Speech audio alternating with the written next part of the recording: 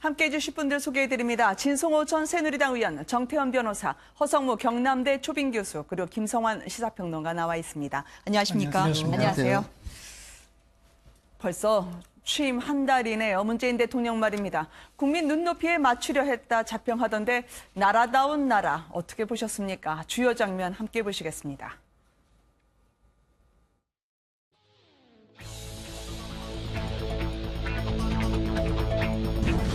대통령님!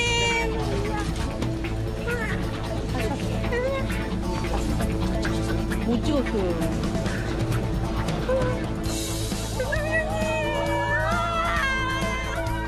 감사합니다. 꽃길만 걸으세요.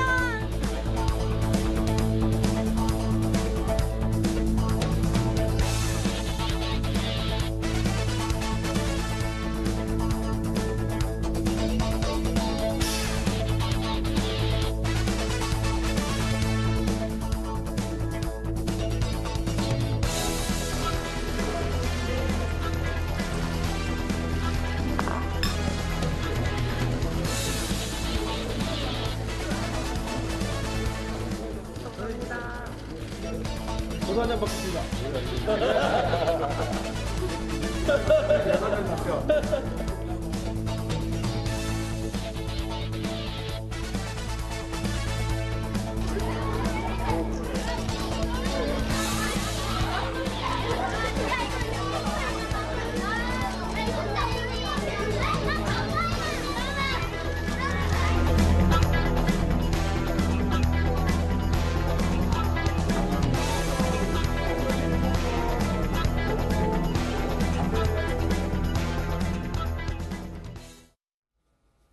이 취임 한 달의 감회를 그러나 채 다 돌아보기도 전에 북한에서 오늘 또 미사일을 쐈습니다. 벌써 취임 이후에 네 번째인데 말이죠.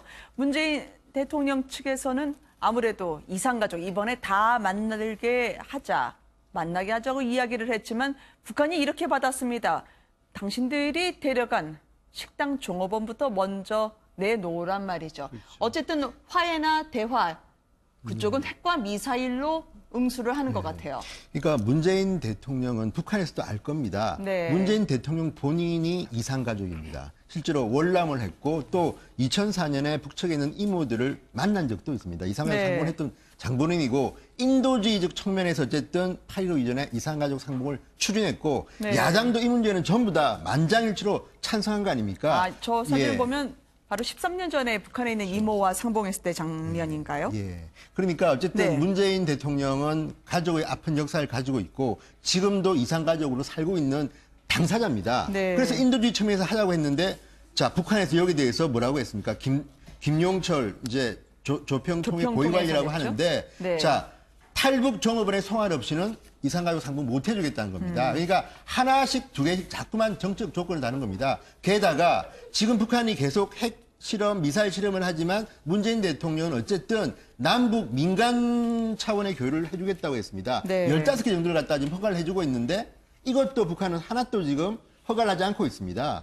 문재인 대통령은 정말 힘든 상대를 만난 것 같습니다. 그렇지만 늦게라도 북한이 제발 문재인 대통령의 진정성에 대해서 빨리 좀 이해했으면 좋겠다는 생각이 듭니다. 북한의 이런 태도는 정말 안타깝고요. 정말 잘못이라고 생각합니다. 네. 지금 이제 제1호로 남북 격접 승인이 났던 게 우리 민족 서로돕기에 이제 말라리아 퇴치를 위해서 이제 방역 활동을 공동으로 하자는 거 아닙니까? 네. 그것마저도 지금 거부했고 남북 이산가족 이야기를 하는데 또 다른 조건을 붙여서 지금 사실상 거부의 조건을 다른 거 아닙니까? 네. 이것은 북한의 처사가 매우 비인도적이고 잘못된 행동이라고 생각합니다. 북한은 적어도 정치, 군사, 외교적인 것은 별개로 하고 적어도 인도주의적인 문제에 있어서는 인도주의 차원에서 아무 조건 없이 우리 측에 응해야 한다고 그렇게 봅니다. 네. 저는 좀 시각이 다른데요. 우리 정치권에서 8.15 남북 이산가족 상봉을 지금 추진하고 있는 상황인데 네. 이런 상황에서 북한이 어떤 방식으로든 반응을 보였다고 하는 것은 긍정적인 시그널이라고 저는 생각합니다. 네. 왜냐하면 우리가 일반적으로 뭔가 대화를 요구하거나 뭔가 요구할 때 상대방이 그걸 무시하는 게 제일 무서운 거거든요. 그러니까 우리가 아무리 북한에다가 요구하거나 뭐 아무리 인도적인 조치를 요구해도 북한은 아무 반응을 보이지 않았습니다. 그동안에. 그러니까 그런 방식으로 그냥 무대응으로 일관한 경우가 가장 최악의 경우고 네. 이런 식으로 어떤 방식으로든 반응을 보였다고 하는 것은 협상할 의지가 있다거나 뭔가 조치를 취해달라고 하는 요구사항을 전달한 것이나 마찬가지이기 때문에 네. 이걸 너무 부정적으로 이해할 필요는 없다 이렇게 생각이 되고요.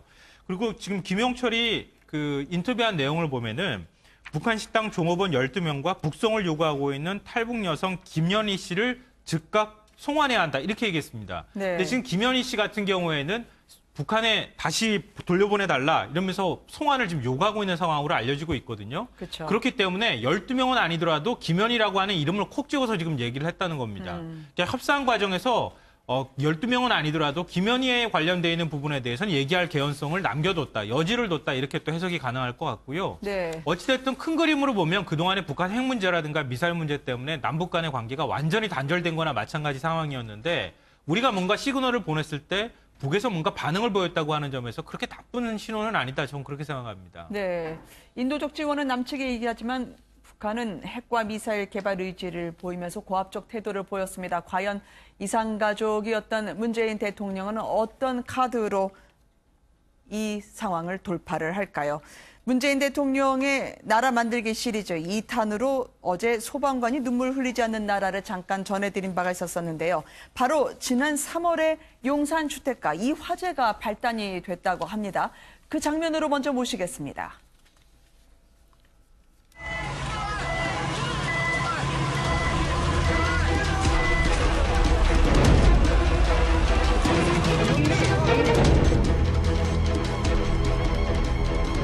사고 이후에 그 잔상이라든지 이런 부분들은 거의 없어졌습니다. 이것은 대통령으로서 그냥 명령인데 적절한 시기에 신혼여행 가셔야 되고 또 신혼여행 갈 수 있도록 우리 또 소방서장님이 또 휴가도 이렇게 내주실 것 같은데 그렇게 해줄 거죠? 적극적으로 받드리겠습니다.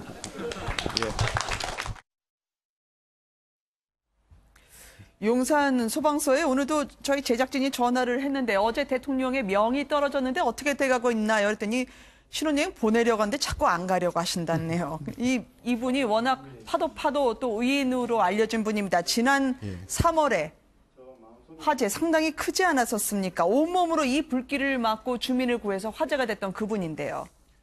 그래서 이제 그 소방대원이 그 막다가 그 손에도 심한 화살 있고 얼굴에도 네. 화살 입었다는 거 아닙니까? 네. 그래서 원칙적으로는 이제 뭐 병원에 입원하고 뭐 휴가를 받아서 떠나는 게 맞겠죠. 그럼에도 불구하고 이제 휴가도 반납을 하고 저렇게 네. 동료를 위해서 또 이 피해자들을 위해서 열심히 노력했다는 것이고 또 거기서 또 성금이 또 한 500만 원인가 나왔는데 그걸 또 본인이 쓰지 않고 기부했다 네. 그래요. 그런 걸 네. 보면 참 우리나라에서의 소방관의 위치라는 것이 정말 그 하는 역할에 비해서 우리가 참 잘 못해줬다는 그런 이제 반성의 생각이 들죠. 미국 네. 같은 데 봐도 어린아이들 꿈이 그 파이어 파이터, 네. 소방관이 되는 게 꿈입니다. 우리나라도 그렇게 될 수 있는 나라가 되도록 우리가 노력을 해야 되겠습니다. 불길이 상당히 거셌네요. 전에 계셨던 부부들이 탈출할 수 있도록 바로 저 창문에 매달렸던 사람이 이 최길수 소방교였습니다. 그러니까 저걸 보면요. 일단 저 피해를 당한 이 주민들은 다 무사히 구하고 난 뒤에 마지막에 남은 소방 공무원들이 저렇게 이제 부상을 당했는데 네. 저걸 떠나서 이제 문재인 대통령의 스타일이 또 요새 화제긴 화제입니다. 저 자리에서 문재인 대통령이 한 말이 뭡니까?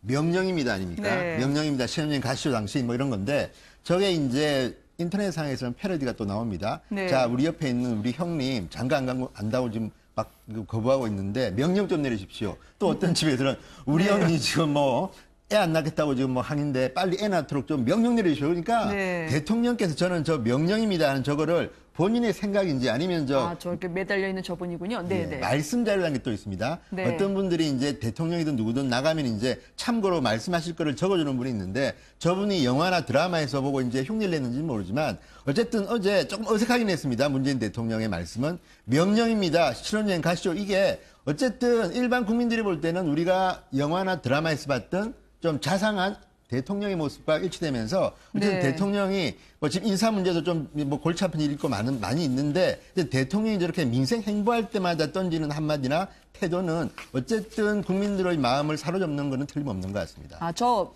부상이 아마 그 16m 높이의 창문에 매달렸던 장면을 아까 저희가 볼 수 있었었는데요. 그렇습니다. 그래서 이제 거기서 매달리면서 네. 이제 자기는 먼저 이제 먼저 이렇게 이제 부부들을 먼저 내려보내고 네. 사실은 이제 그때 이미 불길이 덮치는 상황이었죠. 아, 그러니까 그랬군요. 몸으로 불길을 막으면서 주민을 먼저 구한 거죠. 그 과정에서 네. 자기는 이제 3도 화상도 있고 또 뛰어내리면서 이제 꼬리뼈도 다치고 그러니까 거의 뭐 이제 국민의 생명을 아이고. 구하기 위해서 살신승인하는 모습이었죠. 네. 예, 그리고 이제 뭐 그 뒤에 바로 결혼이 3주 뒤에 있었으니까 저는 화상을 입고 결혼할 수 없었으니까 결혼도 미뤄질 수밖에 없었고요. 또 결혼하고도 뭐 이제 소방서에 그렇습니다. 지금 3교대를 하고 있는데 일일 네. 한 사람이 이제 신혼여행을 가고 뭐 일주일씩 휴가를 가버리면은 다른 사람이 아예 쉬는 날 없이 그 근무를 메워줘야 되는 그런 상황입니다. 네. 왜냐하면 소방공무원들이 지금 정원보다 숫자가 13,000명 정도 전국적으로 모자라요. 네. 그럼 각 소방서마다도 정원이 다 부족한 상황이거든요. 그러니까 이제 한 사람이 빠지면 다른 사람이 누군가가 쉬지 못하고 2배, 3배 일을 해야 되는 그런 어려움이 있는 것이죠. 그래서 이제 저런 모습이 나타났는데 그래서 이제 대통령도 저 자리에서 올해 안으로 1,300명, 1,500명 정원하고 퇴임 때까지 임기 내 뭐 13,000명 이렇게 13,000 하겠다, 명이요? 이렇게 네. 하겠다는 이제 말씀을 하고 계신 게 실제 정원이 너무 부족해서 열악한 상황에서 근무를 하고 있다. 이것은 뭐 공공일자리 늘리기 차원이라는 것보다는 정상적인 근무 환경을 만드는 그렇게 봐셔야 되겠습니다. 그러니까 대통령의 명이 참 멋있어 보이는데요. 저게 법적으로 확실하게 되려고 그러면 저분들을 국가공무원으로 바꿔야 됩니다. 네. 지금 대부분이 지방공무원으로 돼 있다고 하거든요. 그러니까 국가공무원을 바꾸면 대통령의 명령하면 그대로 쫙 따라야 되는 거죠. 네. 그런 점에서 지금 각 지방자치단체마다 그 소방공무원들이 처우가 다르답니다. 네. 예를 들어 좀 재정이 넉넉한 데는 좀 처우가 괜찮고 재정이 열악한 데는 시원찮고 그러니까 이걸 전부 국가공무원으로 바꿔가지고 네. 국가에서 전부 다 충분한 그 대우를 해줘야 되는 거죠. 네. 화마와 저렇게 싸우다 보면 정신적으로도 그렇고요. 육체적으로도 그렇고 트라우마가 심하지 않을 수 없을 것 같아요. 어제 함께 있었던 유지태 씨의 경우에도 이렇게 소방관 처우 개선이나 트라우마가 있는 소방관 역할을 본인이 직접 영화에서도 하면서 개선에 나서고 있다고 하던데요. 네, 유지태 씨가 예전에 그 리베라메라고 하는 그 영화에 출연을 했어요. 그때 네. 소방관 역할을 했거든요. 그러니까 그때 이제 영화에 배우로 출연을 하면서 소방관들이 얼마나 힘든 삶을 살고 있는지, 얼마나 어렵게 일하고 있는지를 체험을 좀 했다고 합니다. 네. 그리고 난 다음에 요즘 이제 소방관들이 뭐 소방 장갑도 없어가지고 그거 개인적으로 구매해서 쓴다 이런 얘기들이 굉장히 많았잖아요. 네. 그래서 소방관들이 그런 거 걱정 없이 좀 제대로 일할 수 있는 환경을 만들어주자. 그래서 소방관 고 챌린지라고 하는 뭐 우리 예전에 물바가지 뒤집어 썼지만 이거 네. 같은 경우는 밀가루 뒤집어 쓰는 그런 거 아마 퍼포먼스 많이 보셨을 텐데요. 네. 그것도 직접 도전하기도 한 인연이 있습니다. 그래서 어제 이제 용산 소방서 갔을 때 그래서 이제 그런 인연이 작용을 해서 같이 동행을 한 그런 모습이었는데요. 네. 그러니까 저는 그러니까 그 어떤 사연으로 보면은 이 최길수 소방교가 신혼여행을 못 간 거 허리뼈가 부러져가지고 못 간 건데 네. 그 최길수 소방교의 어떤 그 사연들이 알려지고 난 다음에 결혼을 못한 그것도 문제지만 본인들이 못한 것을 이렇게 탓하거나 이런 행동을 하지 않고 기금을 다른데 어떤 더 어려운 분들한테 사용해달라 이렇게 기부했다는 것도 굉장히 훈훈한 미담으로 알려졌고요. 그 500만 원 네네. 그걸 바로 자기 모교에다 네. 또 장학금으로 냈다면서요? 그리고 문재인 대통령이 그런 사연을, 그러니까 원래 네. 대선 후보 시절, 그리고 당대표 시절에도 용산 소방서를 방문을 해서 트라우마 센터도 만들어주겠다. 뭐, 소방직 공무원을 국가직 공무원으로 전환하고 소방청을 만들겠다. 이런 이제 공약들을 했었거든요. 네. 그걸 이번에 다시 찾아서 그 공약을 실천하겠다고 하는 약속을 했다. 이런 점에서도 좀 의미가 있는데요. 정치적으로 좀 해석을 하자면 저런 이제 그 문재인 대통령의 행보는 네. 국회에서 추경을 좀 빨리 통과해 주십시오라고 하는 압박의 성격도 갖고 있습니다. 네. 왜냐하면 이번에 소방관들을 1,500명을 이제 더 추가로 채용하기 위해서는 추경 안에 그 채용 예산이 포함돼 있거든요. 근데 지금 야당의 경우에는 지금 뭐 인사청문회 하는 과정에서 추경안도 우리 통과시켜줄 수 없다. 이제 이렇게 하면서 갈등도 지금 일어나고 있는 상황이니까 네. 현장 민심 투어도 하면서 또 야당을 향해서는 빨리 좀 추경안 좀 통과시켜달라. 이렇게 네. 어려운 현장에 있는 소방관들을 위해서라도 라고 하는 어떤 메시지도 함께 담겨있는 그런 현장 방문으로 해석이 됩니다. 네. 근데 지금 말씀도 하셨지만 저는 문재인 대통령이 그냥 간단하게 저기 지금 용산 소방서를 찾아간 것 같지는 않습니다. 영화 배우 유지태 씨와 동행했다는 거는요. 대개 대통령 동정을 갖다 그릴 때 영화 배우와 함께 갈 정도로 심각하게 한 거는요. 네. 나름대로 의견이 있는 것이고 또 하나는 지금 소방 공무원에 대한 것이 엊그제 이제 문재인 대통령 현충일 추도식에서도 그런 이야기했습니다.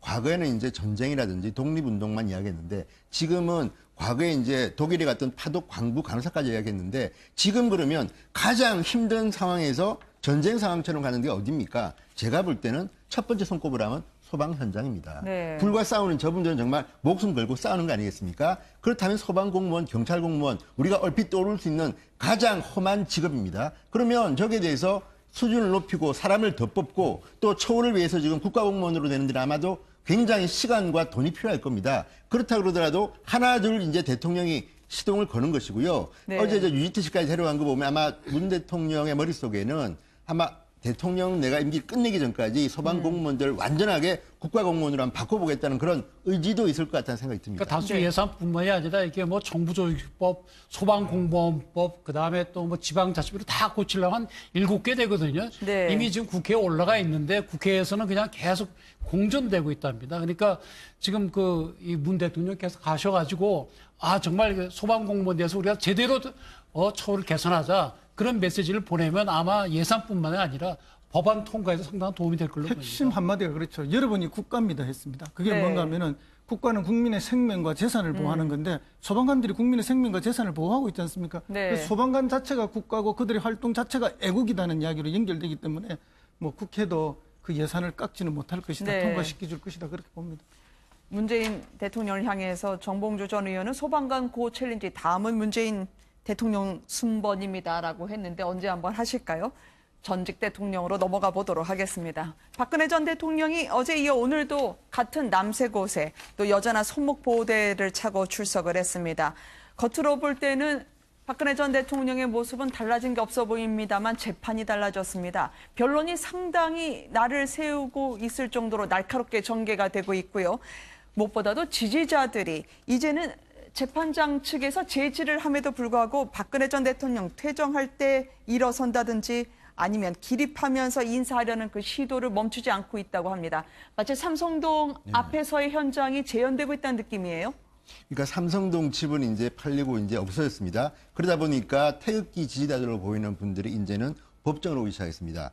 처음에는 이제 방청객으로 들어가는 게 경쟁률이 심했지만 지금은 이제 누구든지 원하면 들어갈 수 있을 겁니다. 그래서 그런지 모르지만 지금 박근혜 전 대통령이 들어오고 나갈 때 마치 판사를 대하듯이 기립을 한다는 겁니다. 그러니까 네. 법원 직원들이 볼 때는 이렇게 하면 안 되는데 법정에 대한 모독 아닌가 하는 생각했는지 모르지만 말리기도 한다는데 그럼에도 불구하고 꾸준하게 저렇게 하는 것이고요. 네. 또 이제 그 사실 저렇게 하면 안 되는 거지만 법정에서 한 번씩 한마디씩 던지는 겁니다. 네. 인민재판 하냐 또는 이제 박근혜 대통령이 뒤를 돌아보고 이제 눈길이 마주치면 또 이제 나름대로 이제 뭐 애정 표현을 하기도 하고 그러니까 저게요 간단치 않은 게 아마 지금부터 한 일주일에 3번, 4번 계속 재판이 진행되는데 아마 시간이 갈수록 점점 더 저 정도가 심해질 수도 있고요. 법원은 어쨌든 법에 의해서 이제 정돈을 하겠으나 과연 법만으로 저게 정리될지도 잘 모르겠습니다. 저거는 법으로 엄히 다스려야 됩니다. 박 네. 대통령을 지지하는 사람이건 반대하는 사람이건 저거는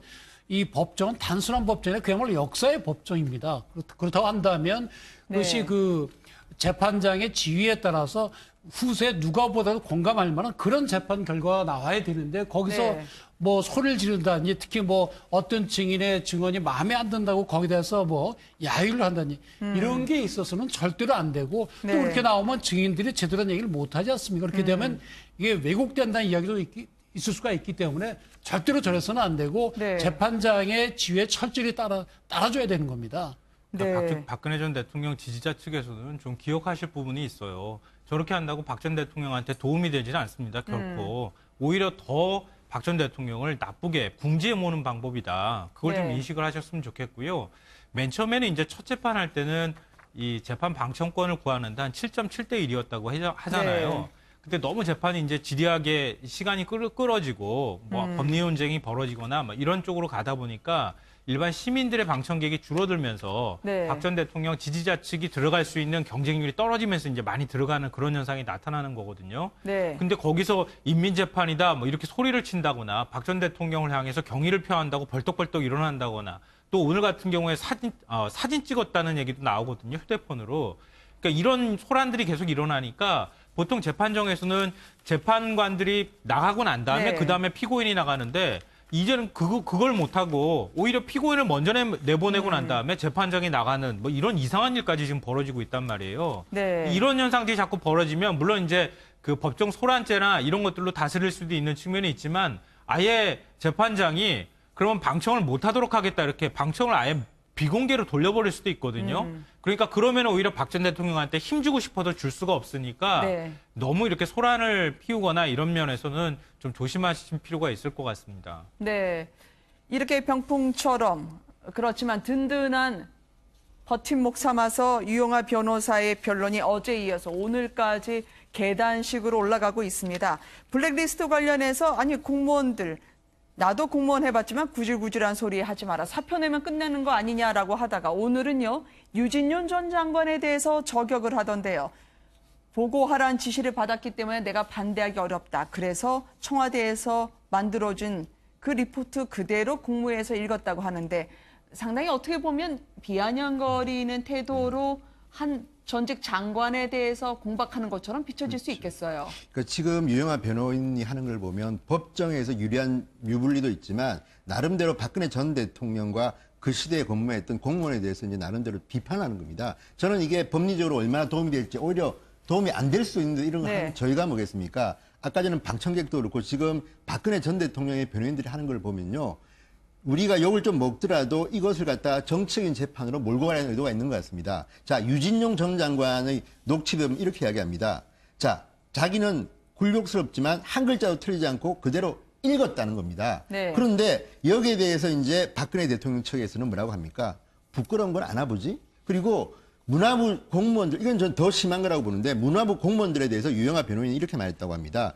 이 유영하 변호인인지 다른 분인지는 모르지만 박근혜 대통령 측에서 뭐라고 했냐면 자, 공무원을 우리도 해봤지만 구질구질한 소리 안 하고 사표 내고 나왔을 것이다. 이게 어디서 나온 말이냐면요. 블랙리스트에 대한 부당한 지시를 받고 잘못됐다고 법정에서 증언한 데 대한 평입니다. 네. 저는요. 뭐 장관은 잘 모르겠습니다. 이건 굉장히 정치적인 자리지만 공무원들은요. 시험을 치고 들어와서 정말 이 사람의 평생을 걸고 하나의 일을 하는 게 공무원입니다. 직업 공무원입니다. 그런데 그 사람이 어쨌든 자기가 부끄럽지만 상관의 지시에 의해서 잘리지 않으려고 어쨌든 간에 일을 했는데 뒤늦게 뭐 양심선일 수도 있고 고백일 수도 있는데 그걸 보고 내 같으면 구질구질하게 이야기하지 않고 사표를 냈겠다. 정말 이런 말들은요. 정말 이 박근혜 전 대통령의 변호인들이 대한민국 공무원이라는 자리와 대통령의 자리를 어떻게 보고 있는가를 단적으로 드러내주는 겁니다. 저는 이런 발언들이 박근혜 전 대통령의 명예에도 결코 도움되지 않는 말입니다. 이런 데 대해서는 저는 박근혜 전 대통령의 변호인들이 뒤늦게라도 좀 사과라도 했으면 좀 좋겠다는 생각이 듭니다. 그러니까 박 대통령 변호인은 그러니까 이제 네. 사실 그 증인으로 나온 사람들에 대해서 어떤 도덕적이나 인격적으로 비난할 것이 아니고 네. 그런 진술, 그런 증언이 진실이 아니다. 그렇게 신빙성을 공격을 해야 되거든요. 네. 근데 그러다 보니까 이게 예를 들어서 뭐 유진영 장관이 그렇게 난 부끄럽지만 그대로 읽었다. 그렇게 되면 아니 명색의 장관님께서 그렇게 할 수가 있습니까? 이렇게 물어봐야 되는데 부끄러운 줄은 아는 모양이지. 이렇게 돼버리면 네. 공격 포인트가 잘못된 거죠. 인격적으로 훌륭하고 나쁘고 그게 문제가 아니라 아 당신 말은 믿을 수가 없다. 사실하고 다르다. 그쪽에 치중을 해야 되는데 그쪽이 치중이 안 되면 이렇게 비난을 받게 되는 그런 결과가 오게 되는 겁니다. 그러니까 유영하 변호사의 저런 태도는 굉장히 오만한 모습이거든요. 네. 왜냐하면 박근혜 정부 하에서 이 공무원들이 얼마나 힘들고 어려운 삶을 겪었습니까? 그런 공무원들한테 또 한 번 저런 상처를 주는 것은 진짜 상처에 소금을 뿌리는 그런 행위거든요. 본인이야 검찰을 하다가 관두신 분 아닙니까? 검찰 하다가 관두면 바로 변호사 자격이라도 나오지만 이 공무원들은 방금 말씀하신 것처럼 시험 쳐서 평생에 그걸로서 자부심을 갖고 일하다가 관두면 20년도 근무를 못하게 되면 심지어 그거마저도 없지 않습니까? 연금마저도 없고 나와서 생활인으로서 살기도 매우 힘든 그런 삶입니다.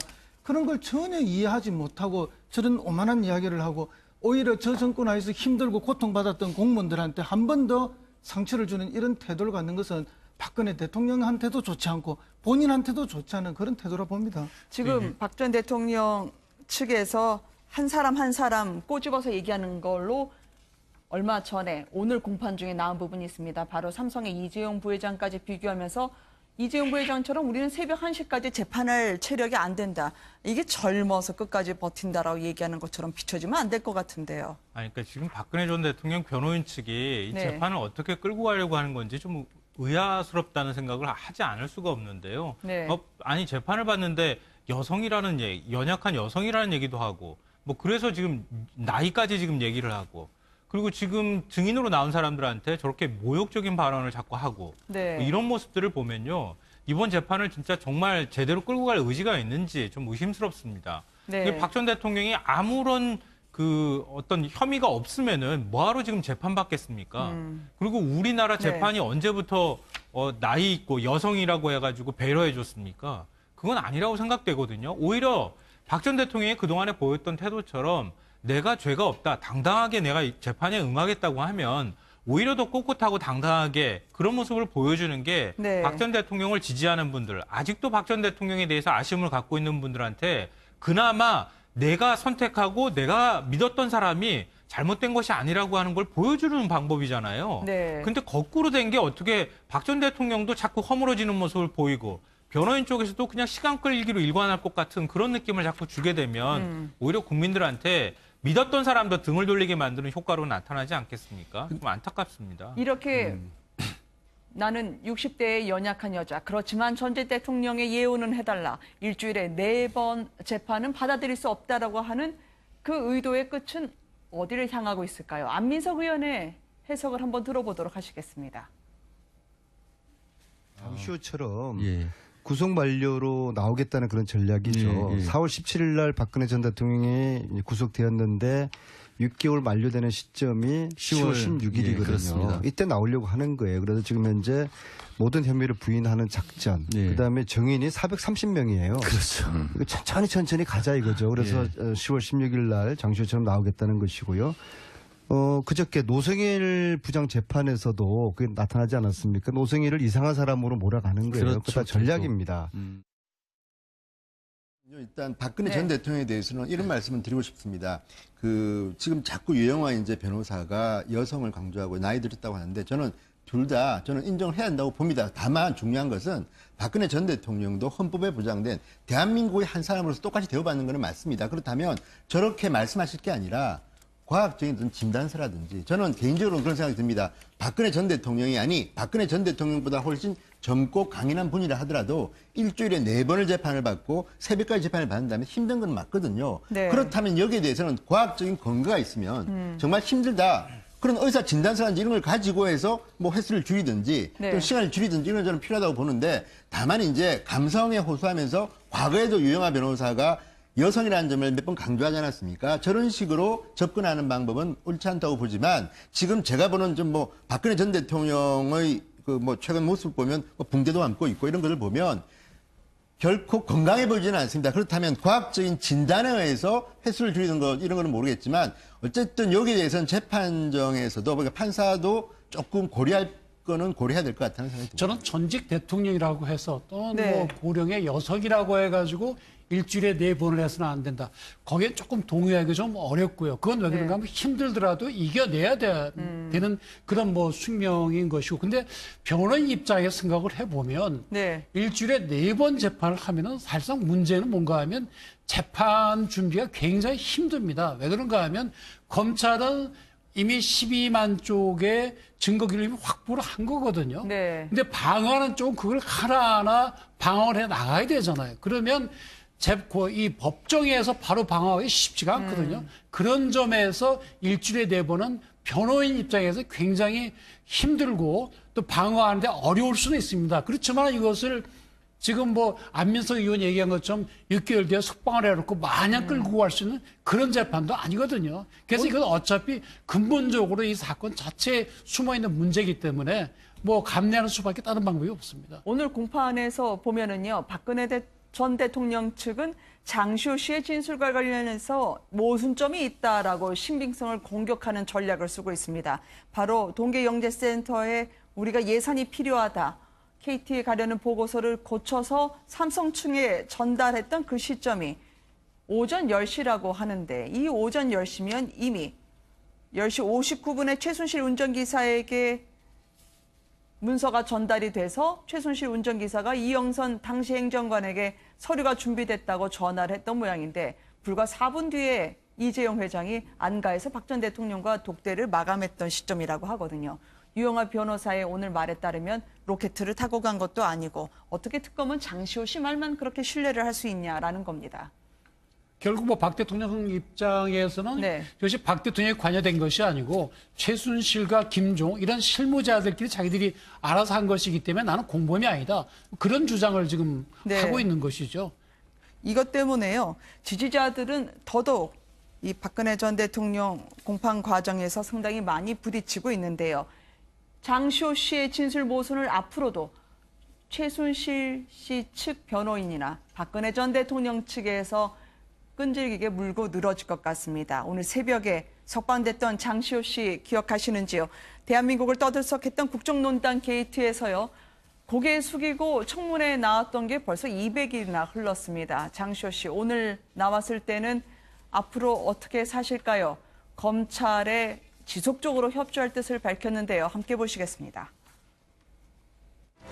독일 스포츠단 설립에 관여하셨습니까?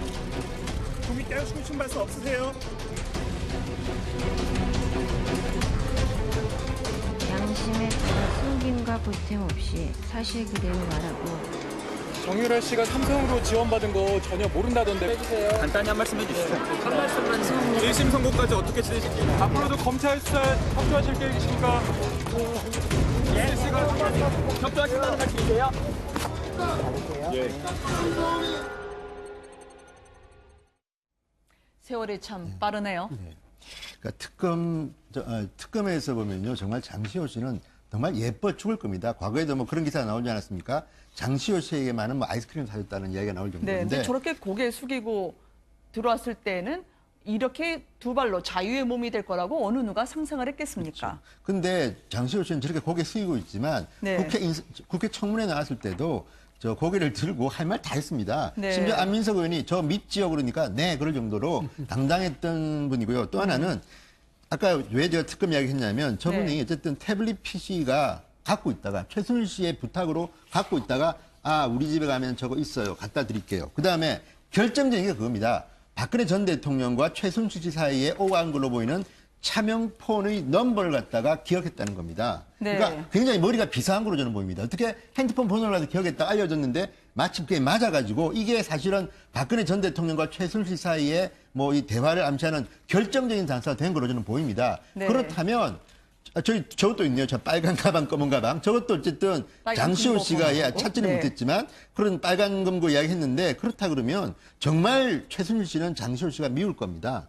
박근혜 전 대통령의 변호사가 볼 때도 장시호 씨는 정말 미울 겁니다. 그래서 아까 앵커가 말씀하신 그 이재용 씨와 이거 시간이 차이가 난다는 것. 저는 이런 거는 뭐 나쁘지 않다고 보는 게 어쨌든 증거를 가지고 알리바이를 가지고 공격하는 거는 당연히 변호사가 하는 건데 네. 그 정도로 장시호 씨는 그동안에 결정적인 이야기들을 너무 많이 했기 때문에 장시호 씨의 논리를 깨는 것이 이제 최순실 씨나 박근혜 전 대통령 변호인들의 숙제일 것이고 반면에 장시호 씨는 이제 집에 들어와서 아마 머리가 복잡할 거고요. 또 하나 네. 그래도 저분은 아들이 아마 보고 싶을 겁니다. 네. 아들 그리고 어머니가 지금 암투병 중인 걸로 알고 있습니다. 그래서 어머니도 보고 싶고 그래서 장시호 씨는 나름대로 6개월 동안 구치소에 있긴 했지만 마음 편하게 지금은 잠을 잘 수 있게 된 것 같다는 생각이 듭니다. 결국은 최순실 씨가 전략을 잘못 세워서 저렇게 된 겁니다. 네. 최순실 씨 입장에서는 한국 동계 스포츠 영재센터 그것이 자기하고 관계없다고 해서 자기와 관계를 끊기 위해서 그거는 장시호와 김종에 한 것이다. 이렇게 나왔거든요. 네. 그러면 결국은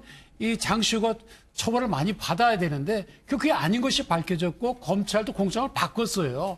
이 주된 사람이 장시호가 아니라 최순실이라고. 이렇게 되고 나니까 결국엔 최순실과 장시호는 서로 이용가 대립될 수밖에 없고 장시호가 굳이 자기가 죄를 뒤집어 써가면서 이모를 보호할 수는 없는 거죠. 네. 그렇습니다. 장시호 씨의 어머니조차도 최순실 씨가 장시호를 보호해 줄 거라고 생각하지 않았습니까? 네. 그런데 거꾸로 검찰에 가서는 장시호 씨 핑계를 대면서 장시호 씨한테 떠넘겼기 때문에 이거 장시호 씨하고 최순실과의 관계만 나빠진 것이 아니라 자매들끼리 장시호 씨의 어머니와 최순실 관계도 나빠지는 이런 상황까지 지금 전개됐기 때문에 극단적으로 이해관계가 이렇게 부딪힌다 봅니다. 네. 그래서 이후에도 장시호 씨는 계속 검찰에 협조할 것으로 그렇게 보입니다. 그러면 자신의 짧게. 어머니 집으로 들어간 것 같은데 그럼 아들도 집에 어머니가 있을 겁니다. 봐준 거고요. 그러면 어제 보면은 가장 눈에 띄던 질문 중에 하나가 정유라 씨 만날 계획이 있느냐라는 질문에 죄송합니다라고만 하고 가름하던데요. 그러니까 제가 한마디만 드릴 게 그겁니다. 저 최순득, 최순실 관계와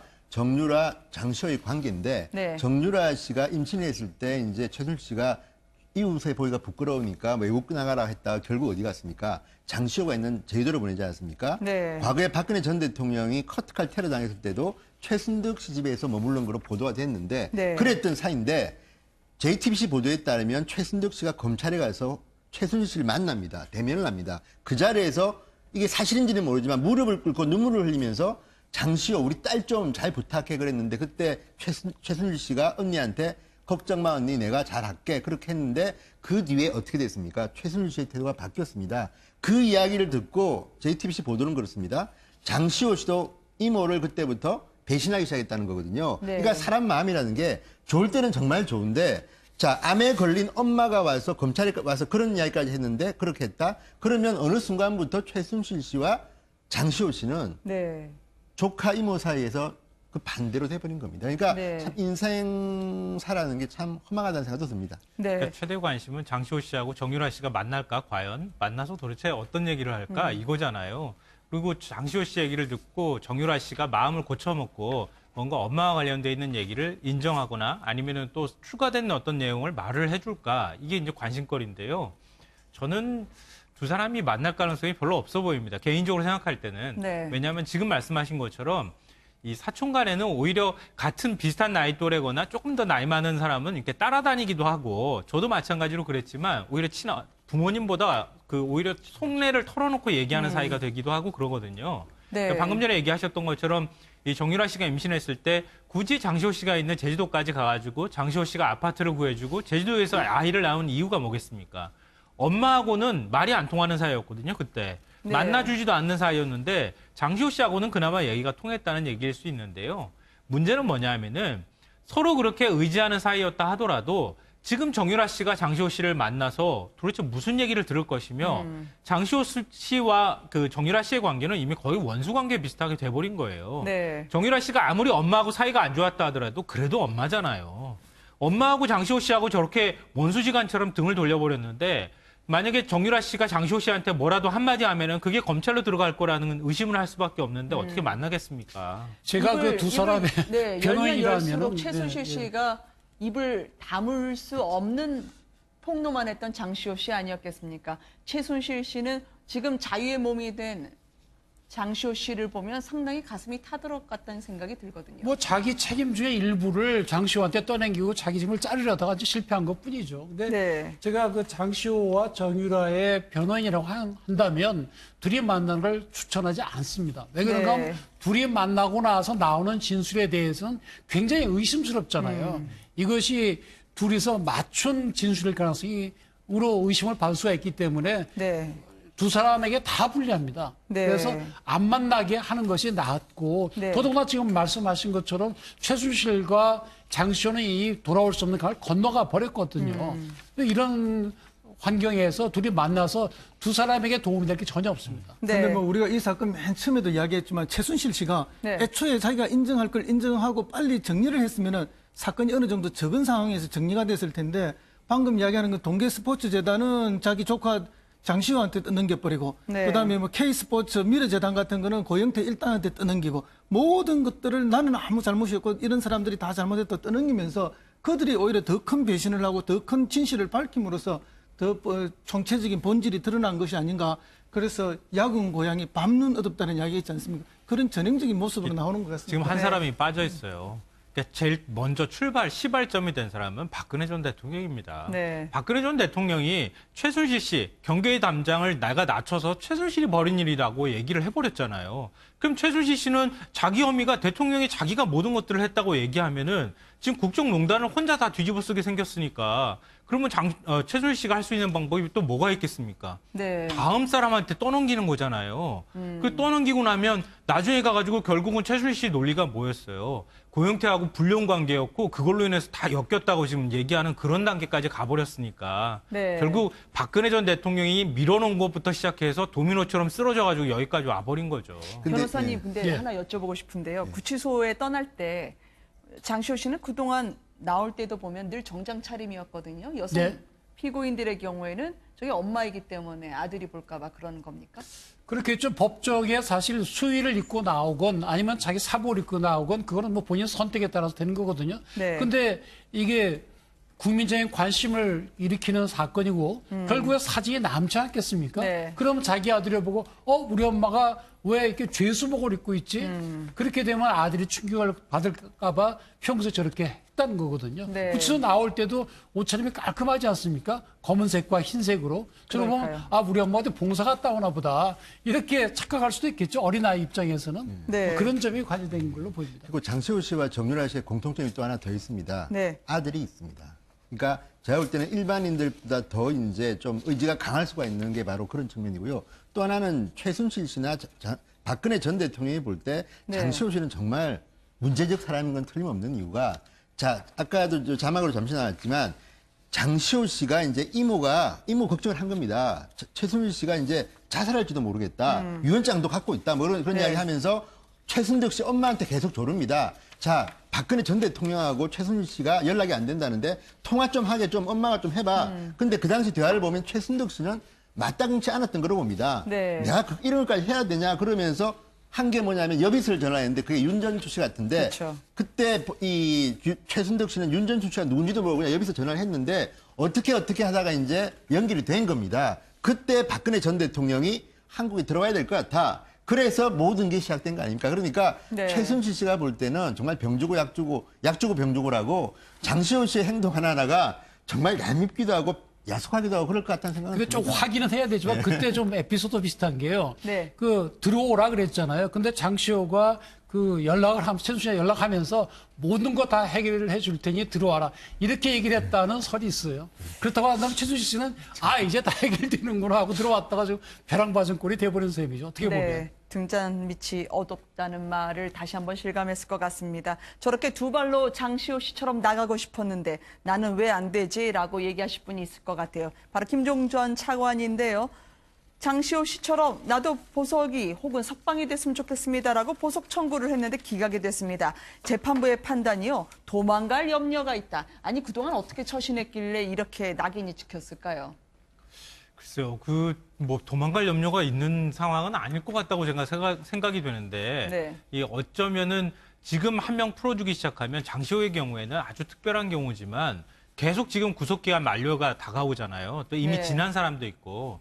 근데 그런 경우마다 사실은 다 풀어주게 돼버리면은 나중에 지금 공소유지를 계속 해가는 상황에서 좀 힘들어질 수도 있을 상황이 될 수도 있거든요. 네. 그리고 또 이 박근혜 전 대통령이 증인 신청을 했을 때 증인으로 또 나가야 되는 상황이 돼버리는데 구속된 일단 풀려나고 난 다음에 입을 맞출 가능성도 사실 배제할 수는 없잖아요. 네. 그런 면에서 어떻게 해서든 이 검찰 손 안에서 이 움직일 수 있는 그런 이제 그 어떤 공간을 만들어 놓고 그 다음에 이제 공소유지를 계속 해나가는 방법으로 하지 않으면 안 되겠다 이렇게 보지 않을까 싶고요. 그런 네. 면에서 김종 전 차관은 사실 굉장히 검찰 조사하거나 특검 조사 받을 때 많은 얘기를 사실 했거든요. 네. 그러니까 박 전 대통령의 뭐 뇌물죄 부분과 관련해서도 그렇고 최순실 씨하고 연결될 수 있는 중간 고리 역할을 김종 전 차관이 많이 했거든요. 그러니까 그런 면에서는 김종 전 차관은 굉장히 중요한 이 피의자이고 증인이기 네. 때문에 아마 풀어주기 쉽지 않았을 거다 저는 그렇게 생각합니다. 그런 면도 있고 어쨌든 네. 김종 차관이 입장을 자주 바꾸지 않았습니까? 그렇죠. 강한 쪽에 있을 때는 강한 쪽의 논리대로 가다가 그쪽이 약해지면 또 논리를 바꾸게 되고 그러니까 결국 저분은 상황이 바뀌면은 또 다른 말씀을 하실 수도 있다 하는 것이 네. 아마 재판부의 판단이 아니겠느냐. 굳이 도망을 가서 도망이라기보다는 이게 우리 흔히 뭐 화장실 갈 때 마음과 올 때 마음 다르더라고. 이게 지금 가석방이 돼서 나가버리면은 보석이 돼서 나가버리면은 지금까지 진술했던 거하고 정반대의 진술을 또 다시 할 수 있고 신빙성을 자꾸 떨어뜨릴 수 있는 그런 개연성이 높은 사람이라고 재판부가 오히려 보지 않았을까 그런 생각이 듭니다. 전폭적으로 도와줬던 조력자였습니다. 그렇지만 점점 시간이 흐르면서요. 잊을만 하면 하나 둘 중요한 진술을 하면서 폭로했던 사람, 묘한 피고인 중에 하나 아니겠습니까? 김종 전 차관의 그 민낯을 화면으로 한번 보시겠습니다. 최순실이 바라보는 김종 증인은 어떤 사람이었습니까? 최순실이 바라보는 김종 차관은 뭐 수행비서 그냥 시키는 일을 다 알아서 하는. 네네. 김종 차관이 누구로부터 정유라를 잘 봐주라는 얘기를 듣습니까? 검찰 조사에서 김종 차관은 차관 취임한 직후 김전 실장이 정유라를 돌봐주라고 했다라고 말했습니다. 맞습니까? 아닙니다. 아닙니까? 네. 아니면 왜 이렇게 정유라와 장시호를 싸고 들었습니까? 누구의 지시로? 어떤 인연으로? 왜 이렇게 싸고 들었습니까? 거기에 자세한 말씀을 못 드린 거에 좀 죄송하게 생각합니다만. 아니 검찰 수사 받는다고 이 국정조사에 와서는 위증이나 진술을 하지 않을 수 없습니다. 검찰 조사와 같은 권한을 가진 국정조사의 진술과 답변입니다. 예, 잘 누구 지시로 왜 어떤 인연으로 정유라와 장시호를 이렇게 싸고 들었습니까? 그거에 대해서 지금 제가 싸고 든 건 맞죠? 형사 재판 중이기 때문에 그거에 대해서 앞으로 재판 과정에 나올 문제이기 때문에 죄송하지만 그거는 좀 양해해 주시기 바라겠습니다. 초반에는 지켜주려고 했던 것 같아요. 그렇지만 나중에는 이용당한 거 아닌가? 알고 보면 다 청와대 지시였어요라고 전적으로 장시호 씨처럼 고백을 다 했는데 기각이 되니 이 본인은 참 속상하겠습니다. 근데 우리가 하나 분명히 알아둬야 될 게 지금 네. 김종 차관이 청문회에 나와서 고개를 숙이고 굉장히 약자처럼 보이는데요. 네. 그 몇 달 전까지 한번 생각해 보시죠. 저분은 정말 스포츠계의 미세진등했죠? 황제였습니다. 네. 박태환, 김연아도 함부로 못하고 네. 자기 입으로 어쨌든 간에 뭐 박태환과의 대화 같은 것들이 공표되지 않았습니까? 그리고 저분이 어쨌든 간에 굉장히 장관이 그때 별로 역할 안 했기 때문에 굉장히 많은 역할을 했고 승마협회에 대해서도 아마 김종 전 차관이 굉장히 많은 영향을 행사했는데 지금 이제 저렇게 되니까 고개 숙이고 하는 태도들 그리고 저분이 전한 걸 잘 들어보십시오. 저분은 굉장히 제가 볼 때는 처세에 능한 분이라고 보는 게 다른 사람의 혐의에 대해서는 굉장히 친절하게 다 보는데 네. 본인에 대해서는 말 안 합니다. 그러니까 본인은 죄가 없다는 쪽으로 가고 다른 사람 이야기는 상당히 많이 한 것 같기 때문에 우리가 저분을 너무 동정할 필요는 없다는 것이고요. 왜 이렇게 김연아 선수를 안 좋아했죠? 본인 주장인데 그거는 뭐 저 말도 제가 볼 때는요. 박태환 협박, 김연아 씨 예컨대 이제 훈장 이런 거와 관련된 건데 저게 본인한테 네. 본인의 형량을 계산하는데 유의한 발언으로 저는 보입니다. 그래서 한 것 같고 또 하나는 지금 검찰도 나름대로 판단하는 게 네. 차은택 씨나 정호성 전 비서관이나 이런 분들이 오늘 석방된 장시호 씨보다 먼저 사실은 구속됐습니다. 이분들도 6개월 지났는데 이분들은 석방시키지 않고 또 다른 혐의를 넣어서 계속 지금 구속 상태 아닙니까? 그쵸. 다른 분들도 송성각 씨도 마찬가지고 지금 김종 전 차관도 그렇고 아마도 그렇게 할 이유가 많은 게 장시호 씨는 나름대로 판단을 해서 그냥 풀어준 것 같고 제가 볼 때는 다른 분들은 무선 근거를 대가지고 아마 6개월 지나도 저는 풀릴 것 같지 않다. 그리고 특히 김종 전 차관은 풀어주면 또 다른 일이 벌어질 거라는 걸 갖다 검찰이 우려하기 때문에 네. 아마 풀릴 것 같지는 않다는 생각입니다. 정호성, 차은택, 송성각 전 콘텐츠 진흥원장에서 네 번째 결국은 보석되지 못하고 다시 수감이 된 김종 전 차관입니다. 그렇지만 구치소에서는 상당히 적응을 잘하시는 분으로 알려져 있던데요. 사정당국 관계자는 구치소를 누비고 다닌다는 표현이 더 정확할 거다라고 이야기를 하시던데요. 페트병으로 근력을 키우는 부분도 다른 재벌 회장에게 한번 소개하기도 하고요. 뭐 이재용 부회장한테 페트병에 물 담아서 이렇게 근력 운동하면 좋다. 뭐 이렇게 네. 운동하는 방법까지 가르쳐줬다고 그래서 굉장히 또 화제가 되기도 하고 그랬는데요. 김종조 차관 글쎄요. 뭐 체육계 대통령이어서 그랬는지 모르겠지만 구치소 가고 난 다음에도 굉장히 구치소 생활을 적응을 잘하고 있다. 이제 이런 네. 얘기가 나오고 있고요. 일반적으로 이제 저렇게 권력을 갖고 있는 사람이 구치소 생활 적응하기가 굉장히 어렵거든요. 네. 정신적으로 거의 피폐해진다고 할 정도인데 김종 전 차관은 아주 특이한 경우에 해당이 된다. 굉장히 그런 면에서는 생존력이 강한 인물이 아닐까 그런 생각이 드는데요. 방금 전에 이제 말씀하셨지만 권력에 너무 약했던 사람이 아니었었나. 권력에도 굉장히 생존력이 강한 인물이 아니었었나 이런 생각을 다시 되돌이켜 보면 할 수밖에 없는 상황 같은데 네. 저는 김종 전 차관 이름을 오랜만에 불러봤어요. 네. 불과 몇 개월 전만 해도 거의 매일 김종 전 차관 이름을 계속 이렇게 얘기를 하다가 그 사이에 벌써 우리 기억 속에서 이렇게 점점점 잊혀져 가는 것 아닐까 이런 생각이 들어서 굉장히 좀 새롭다는 느낌까지 받게 되는데요. 네. 김종 전 차관은 방금 전에도 말씀하셨던 것처럼 이번 국정농단 사태에 있어서 굉장히 중요한 인물입니다. 네. 그러니까 최순실 씨가 하라는 대로 굉장히 충실하게 이행을 했던 인물 중에 한 명이었고요. 네. 그러면서 자신의 권력을 유지했다고 해도 과언이 아니거든요. 네. 그런 면에서는 나중에 어떤 재판 결과, 최종 선고 결과를 봐야 되겠지만 제가 볼 때는 중형이 불가피한 그런 인물 중에 한 명이 아닐까 그런 생각이 우리가 듭니다. 김종 전 차관 같은 저런 분을 두고 이제 북극에 가서도 냉장고를 팔 수 있는 사람이다 이런 이야기를 하죠. 적응력이 정말로 뛰어나고 그죠. 그리고 뭐 언제 어느 곳에서나 자기가 살아남을 길을 잘 찾아가는 그런 분이다 이렇게 네. 보는데 저런 분이 왜 그렇게 김연아를 싫어하고 박태환을 올림픽에 못 나가게 했는가?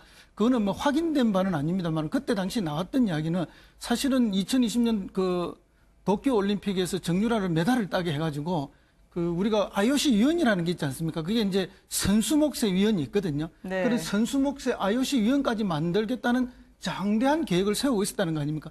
거기에 미래의 경쟁자가 될 김연아 또는 박태환을 어쨌든 제거하기 위한 그런 방식으로 핍박을 했다는 게 그때 당시에 알려졌던 정설입니다. 네. 예, 저분은 이제 그러니까 지금 와서 진실을 얘기하는다 그렇게 보긴 좀 어렵고요.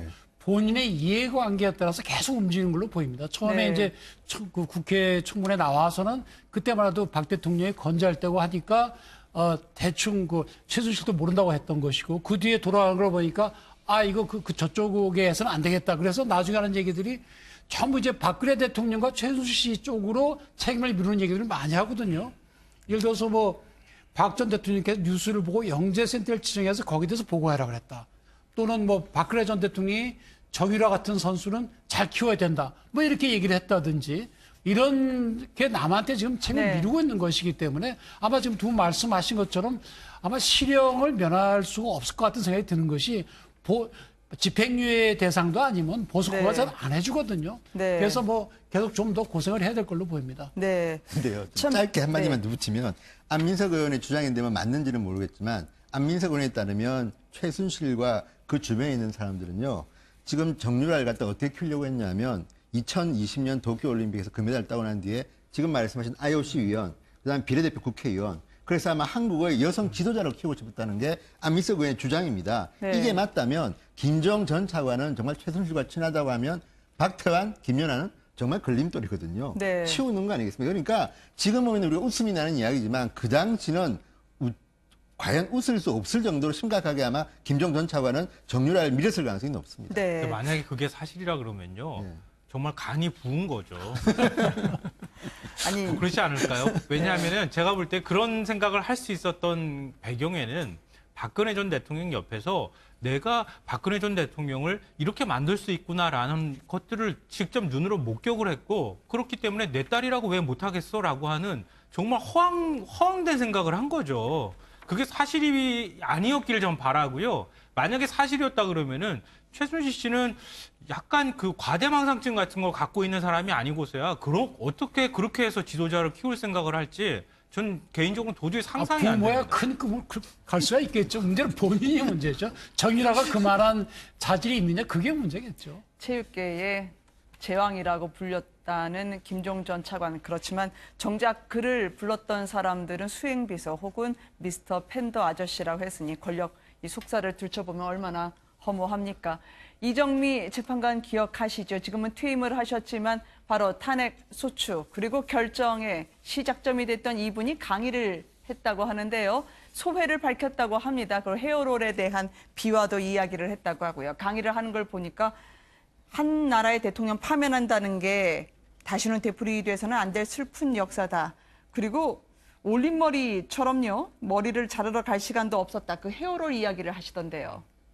그러니까 평소에 이정미 재판관은 미용실을 갈 시간이 없어서 집에서 직접 가위로 잘랐다고 했는데 정말 저도 믿기 힘들 정도로 부지런한 분이네요. 그런데 어쨌든 그날은 하이라이트인 게 그 중요한 역사적 날에 어쨌든 분홍빛으로 기억합니다. 분홍빛 헤어롤이 2개인가 지금 끼운 채로 차를 탄 거 아닙니까? 근데 그것 때문에 굉장히 많은 대한민국의 딸들은 이정미처럼 나도 되고 싶다. 그러니까 롤 모델로 된 것 같습니다. 그래서 지금 뭐 인터넷에는 당시에 이제 패러디도 많이 나돌았는데 어쨌든 이정미 전 재판관은 정말 여성들뿐만 아니라 대한민국 국민들한테 나름대로 일하는 직업 여성의 전문성 그리고 어떤 롤 모델을 보여준 것 같습니다. 그러니까 세월호 참사 당일에 대통령께서 올림머리 하시느라고 늦게 가셨다는 거 아닙니까? 너무 비교가 되지 않습니까? 네. 그때 당시 그 인터넷에서 굉장히 많이 나돌던 이야기 중에 하나면요.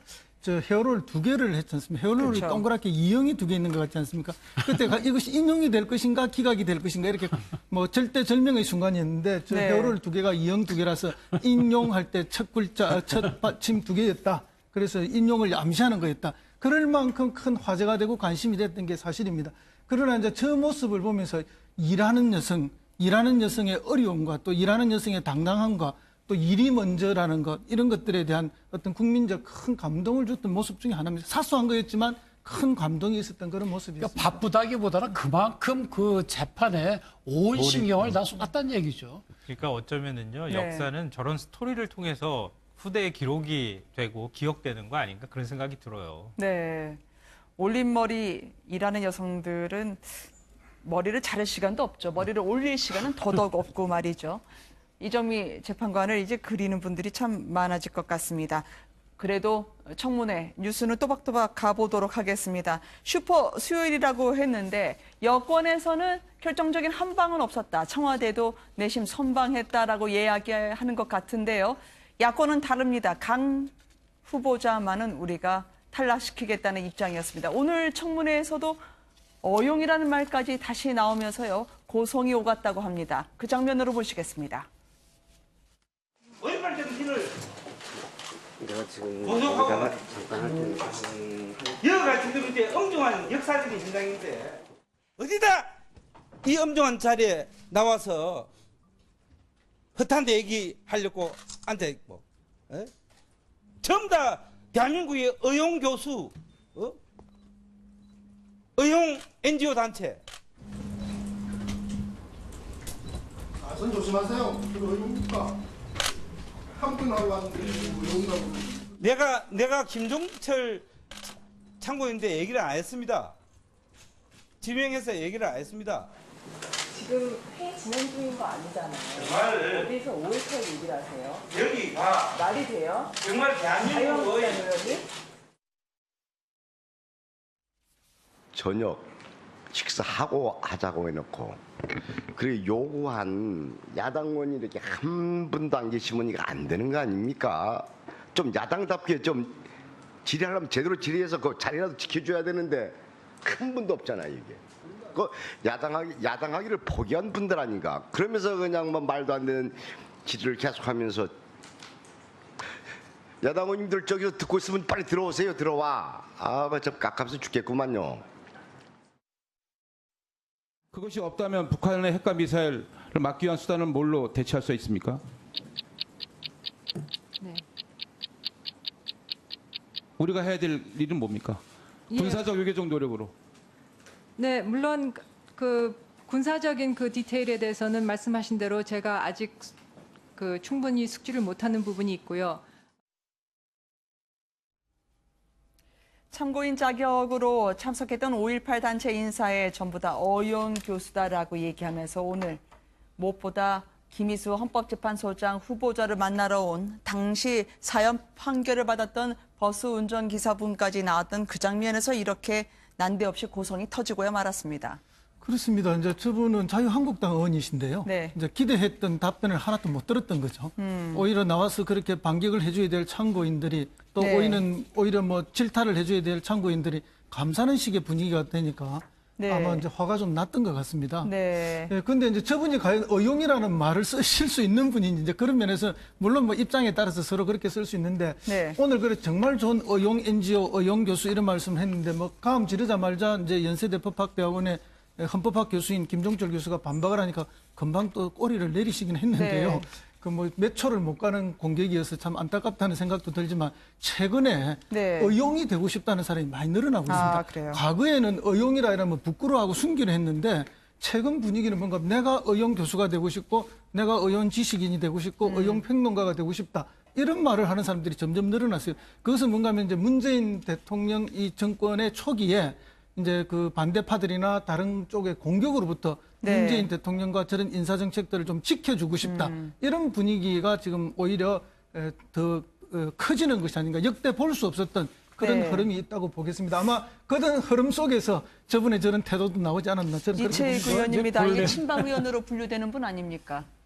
본래 의미의 어용은 좀 다른 걸로 보이고 근데 적어도 저렇게 국회의원께서 저런 말씀하시면 안 됩니다. 왜 그런가 하면 참고인이나 증인을 부르는 거는 뭐 개개의 청문회에 부르는 게 아니거든요. 네. 청문회에 의결해갖고 누구를 부르자 그런 거 아닙니까? 그러면 뭐 저 국회의원께서 그 의견에 찬성하셨는지 안 하셨는지 모르겠지만 저렇게 어용만 부르는 건 아니거든요. 근데 그렇게 네. 나온 사람들은 굉장히 긴장을 하고 나옵니다. 왜 그런가 하면 증언하는 게 잘못하면 위증도 될 수 있잖아요. 근데 그 나온 사람들, 아무 죄도 없이 나온 사람들 저렇게 인격적인 모욕을 하는 거는 국회의원으로서의 자질에 문제가 있는 겁니다.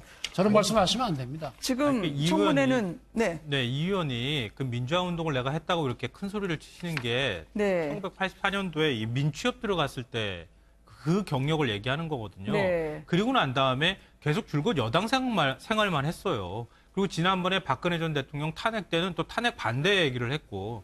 근데 지금 민취업 들어간 거를 민주화 경력이라고 얘기하면서 지금 5.18 단체나 이런 분들한테 지금 어용이라고 큰 소리를 치시는데 아마 민취업에 네. 같이 있으셨던 분들이 저 말에 동의를 할지 저는 의문입니다. 네. 드디어 이제 세 분에 대해서 청문회가 어제 그리고 오늘까지 이어지고 있는데요. 한국당에서는 일명 부적격 3종 세트라고 해서요. 김희수, 강경화, 김상조 공정거래위원장 후보자까지 어쨌든 탈락시키겠다 얘기하고 있습니다. 지금 여러분들 들으시는 동안에 옆에 계신 패널 분들께 과연 어느 분이 탈락할지 빨간 스티커를 붙여주세요라고 얘기했더니 제 오른쪽과 제 왼쪽이 남과 북처럼 갈렸습니다. 제 오른쪽에 계신 분들은 일제히 부적격으로 탈락될 수 있을 거다라고 얘기하신 분들이 주로 강경화 후보자였네요.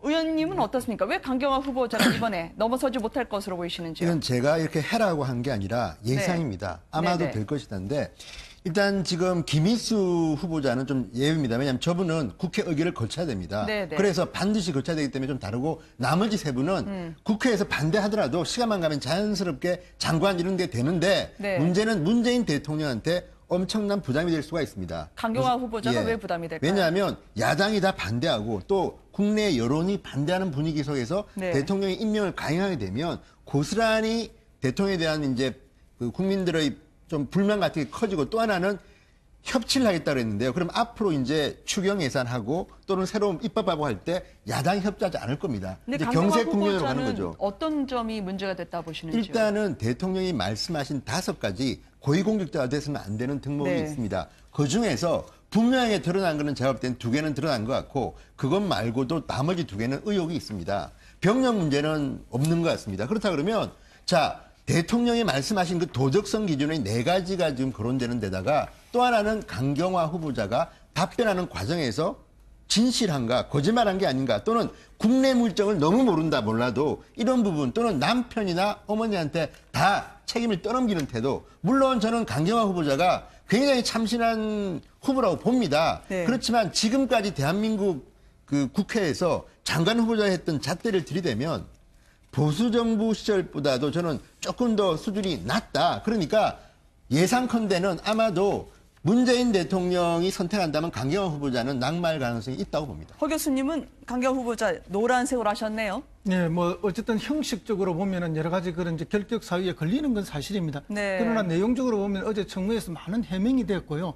또 이제 부부 간의 이 관계에서 남편에게 탓을 많이 돌린다 하지만 네. 실제로 삶이 그리 했고 네. 또 이제 유엔에 근무하기 때문에 미국에서 오랫동안 떨어져 살지 않습니까? 네. 남편 한국에 있고 이런 과정 속에서 세세하게 의논되지 않았던 건 사실이었던 것 같고 네. 그거는 뭐 여러 가지 또 요인들은 또 부적격한 요인들은 있다 하더라도 네. 지금 한미 정상회담이 불과 며칠 남지 않은 이런 상황에서 과연 지금 외교장관을 낙마시킨다면은 추가적으로 외교장관을 지금 뽑을 수도 없는 상황이 아닙니까? 네. 이런 경우라면 역시 이것은 국정 발목 잡기라고 인식이 될 수밖에 없는 상황이 아닌가.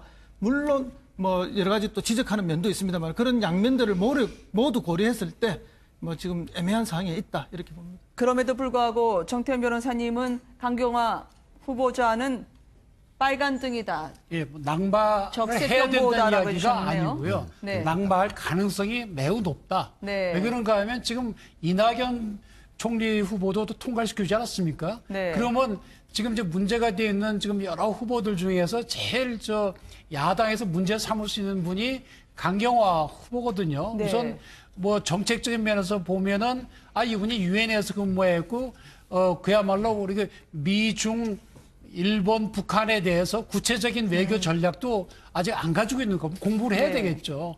그런 점에서 공격하기가 수월하고 네. 또 다른 분들과 비교해 볼 때도 어떤 도덕이나 자질면에서 좀 공격을 많이 받을 가능성이 있거든요. 그렇다고 한다면 강경화 후보 하나 정도는 우린 절대 양보 못한다고 나올 가능성이 매우 높고, 물론 뭐 그럼에도 불구하고 문재인 대통령이 임명을 할 수는 있습니다만은 하여튼 청문회 통과는 뭐 쉽지 않을 걸로 보이고, 김희수 후보의 경우엔 오늘도 하고 있고, 저분은 또 국회 동의가 필요한 분이거든요. 네. 근데 저분이 또 호남 분이시거든요. 그러니까 국민의당이 무조건 반대할 수도 없는 입장이기 때문에 아마 그 앞으로 지지 방향으로 바꿔지지 않을까 이렇게 뭐 추측이 됩니다. 캐스팅 보트를 쥐고 있는 국민의당은 강경화 불가, 김상조 조건부 채택, 김희수 청문회 이후 결정하겠다고 이야기를 했는데요. 무엇보다도 자신에게 개인적 흠결이 있다는 의혹을 받고 있습니다만 역량과 자질이 그것을 덮을 정도일지요. 김평론가께서는 네. 강경화 후보자에 대해서 노란색,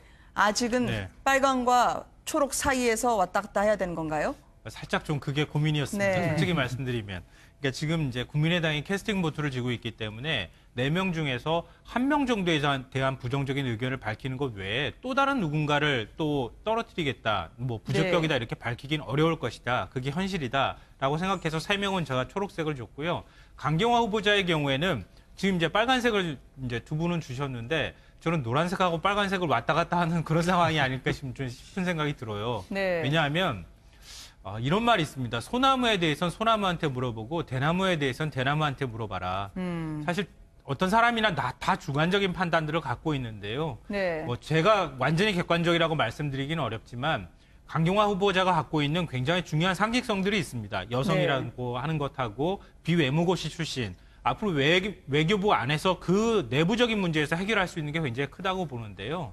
근데 강경화 후보자와 관련돼 있는 아주 많은 의혹 중에 강경화 후보자가 직접적으로 관련돼 있는 의혹은 위장전입 문제하고 봉천동 집인데 봉천동 집은 충분히 소명이 됐다고 보고요. 네. 위장전입 문제는 그게 과연 우리 사회에서 용납이 불가능한 문제인가 이렇게 생각되고 나머지 문제에서 주로 남편 명의로 이루어졌던 행위인데요. 강경화 후보자가 굉장히 상징적인 얘기를 했습니다.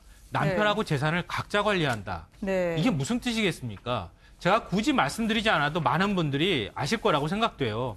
그러니까 외국에 있으면서 본인의 재산을 본인이 관리하고 남편이 벌고 남편이 자기 재산을 자기가 판단해서 관리해 왔다는 얘기입니다. 물론 강경화 후보자가 가지고 있는 그러니까 한국에 들어와서 고위직을 지내지는 않을 거라고 하는 그런 약간의 나태의식이 있었을 거라고는 생각되지만 네. 좀 더 엄격하게 자기 관리를 했으면 어떻겠을까 이런 아쉬움이 들긴 하지만 그런 이제 해석이나 아니면 본인의 설명으로 볼 때 이해되는 측면들이 여러 가지로 있다. 그게 강경화 후보자의 상징성이나 장점을 뒤엎을 만한 그 정도의 흠결 정도는 아니지 않을까 하는 생각은 저는 하고 있습니다. 분명히 유리천장을 깨신 분이긴 합니다. 이 남만처럼 얽혀있는 유엔에서 그 정도 입지전적인 이력을 갖기가 쉽지 않기 때문이죠. 그렇지만 자신의 딸 반드시 미국 국적을 포기시켜야 되느냐 그런 식의 사고로는 앞으로 대사 조건 그렇게 묶어서는 안 된다라고 밝혔던 강경화 후보자였는데요.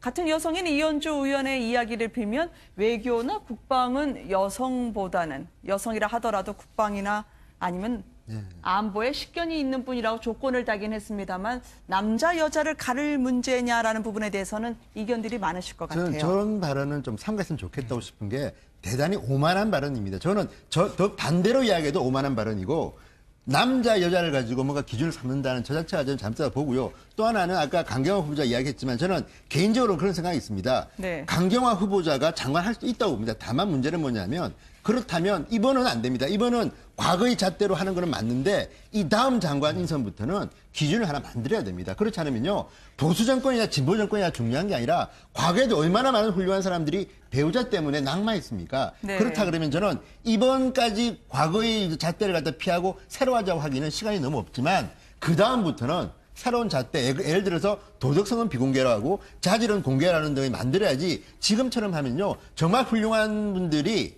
이 도덕성 검열에 걸려가지고 대한민국 장관하기 힘든. 근데 사실은 이 문제 때문에 네. 자진 납세도 하지 않았습니까? 자진 납세했고 그다음에 비서실장도 사과를 했고 그다음에 대통령도 사실은 사과에 가까운 양해를 구한다는 말씀을 간곡히 했고 사실 제가 볼 때는 청와대에서는 할 만큼은 했다고 봅니다. 물론 이제 국민 여론이 남아 있는데요. 그런 면에서 보면 야당과 국민에게 양해를 구한다고 간곡하게 부탁드린 사과에 가까운 말씀을 하신 게 있기 네. 때문에 그런 측면에서 좀 한번 봐줄 수는 있다 이래 보고요. 그다음에 이제 저 여성 비하 논란 이현주 의원 이야기하는데 여성은 뭐 이렇게 하면 안 된다. 이거 뭐 누구나 다 공분할 겁니다. 이런 표현에 왜냐하면 세계에서 제일 큰 나라 그리고 네. 또 외교가 가장 중요한 미국에서도 우리가 너무나 잘 아는 여성 국무장관들이 있지 않았습니까? 네. 올브라이트도 있었고 라이스도 있었고 그리고 지난번에 대선에 나왔던 그죠 클린턴도 클린턴도 있었고. 근데 왜 우리나라에서는 여성이 외교장관 하면 안 됩니까? 이제 이런 이야기는 좀 맞지 않지 않냐 이렇게 봅니다. 네. 토론 더 가고 싶은데 오늘 여기까지입니다. 뉴스앤 이슈 시청해주셔서 감사드리고요. 내일 다시 인사드리겠습니다. 고맙습니다. 유진영 장관이 그렇게 난 부끄럽지만 그대로 읽었다. 그렇게 되면 아니 명색의 장관님께서 그렇게 할 수가 있습니까? 이렇게 물어와야 되는데 부끄러운 줄은 아는 모양이지. 이렇게 돼버리면 네. 공격 포인트가 잘못된 거죠. 인격적으로 훌륭하고 나쁘고 그게 문제가 아니라 당신 말은 믿을 수가 없다. 사실하고 다르다. 그쪽에 지중을 해야 되는데 그쪽이 지중이 안 되면 이렇게 비난을 받게 되는 그런 결과가 오게 되는 겁니다. 그러니까 유영아 변호사의 저런 태도는 굉장히 오만한 모습이거든요. 네. 왜냐하면 박근혜 정부 하에서 이 공무원들이 얼마나 힘들고 어려운 삶을 겪었습니까? 그런 공무원들한테 또 한 번 저런 상처를 주는 것은 진짜 상처에 소금을 뿌리는 그런 행위거든요. 본인이야 검찰을 하다가 관두신 분 아닙니까? 검찰하다가 관두면 바로 변호사 자격이라도 나오지만 이 공무원들은 방금 말씀하신 것처럼 시험 쳐서 평생에 그걸로서 자부심을 갖고 일하다가 관두면 20년도 근무를 못하게 되면 심지어 그거마저도 없지 않습니까? 연금마저도 없고 나와서 생활인으로서 살기도 매우 힘든 그런 삶입니다. 그런 걸 전혀 이해하지 못하고 저런 오만한 이야기를 하고 오히려 저 정권 하에서 힘들고 고통받았던 공무원들한테 한 번 더 상처를 주는 이런 태도를 갖는 것은 박근혜 대통령한테도 좋지 않고 본인한테도 좋지 않은 그런 태도라 봅니다. 지금 박 전 대통령 측에서 한 사람 한 사람 꼬집어서 얘기하는 걸로 얼마 전에 오늘 공판 중에 나온 부분이 있습니다. 바로 삼성의 이재용 부회장까지 비교하면서 이재용 부회장처럼 우리는 새벽 1시까지 재판할 체력이 안 된다. 이게 젊어서 끝까지 버틴다라고 얘기하는 것처럼 비춰지면 안 될 것 같은데요. 아니, 그러니까 지금 박근혜 전 대통령 변호인 측이 이 네. 재판을 어떻게 끌고 가려고 하는 건지 좀 의아스럽다는 생각을 하지 않을 수가 없는데요. 네. 아니 재판을 받는데 여성이라는 연약한 여성이라는 얘기도 하고 뭐 그래서 지금 나이까지 지금 얘기를 하고 그리고 지금 증인으로 나온 사람들한테 저렇게 모욕적인 발언을 자꾸 하고 네. 이런 모습들을 보면요. 이번 재판을 진짜 정말 제대로 끌고 갈 의지가 있는지 좀 의심스럽습니다. 네. 박 전 대통령이 아무런 그 어떤 혐의가 없으면은 뭐하러 지금 재판 받겠습니까?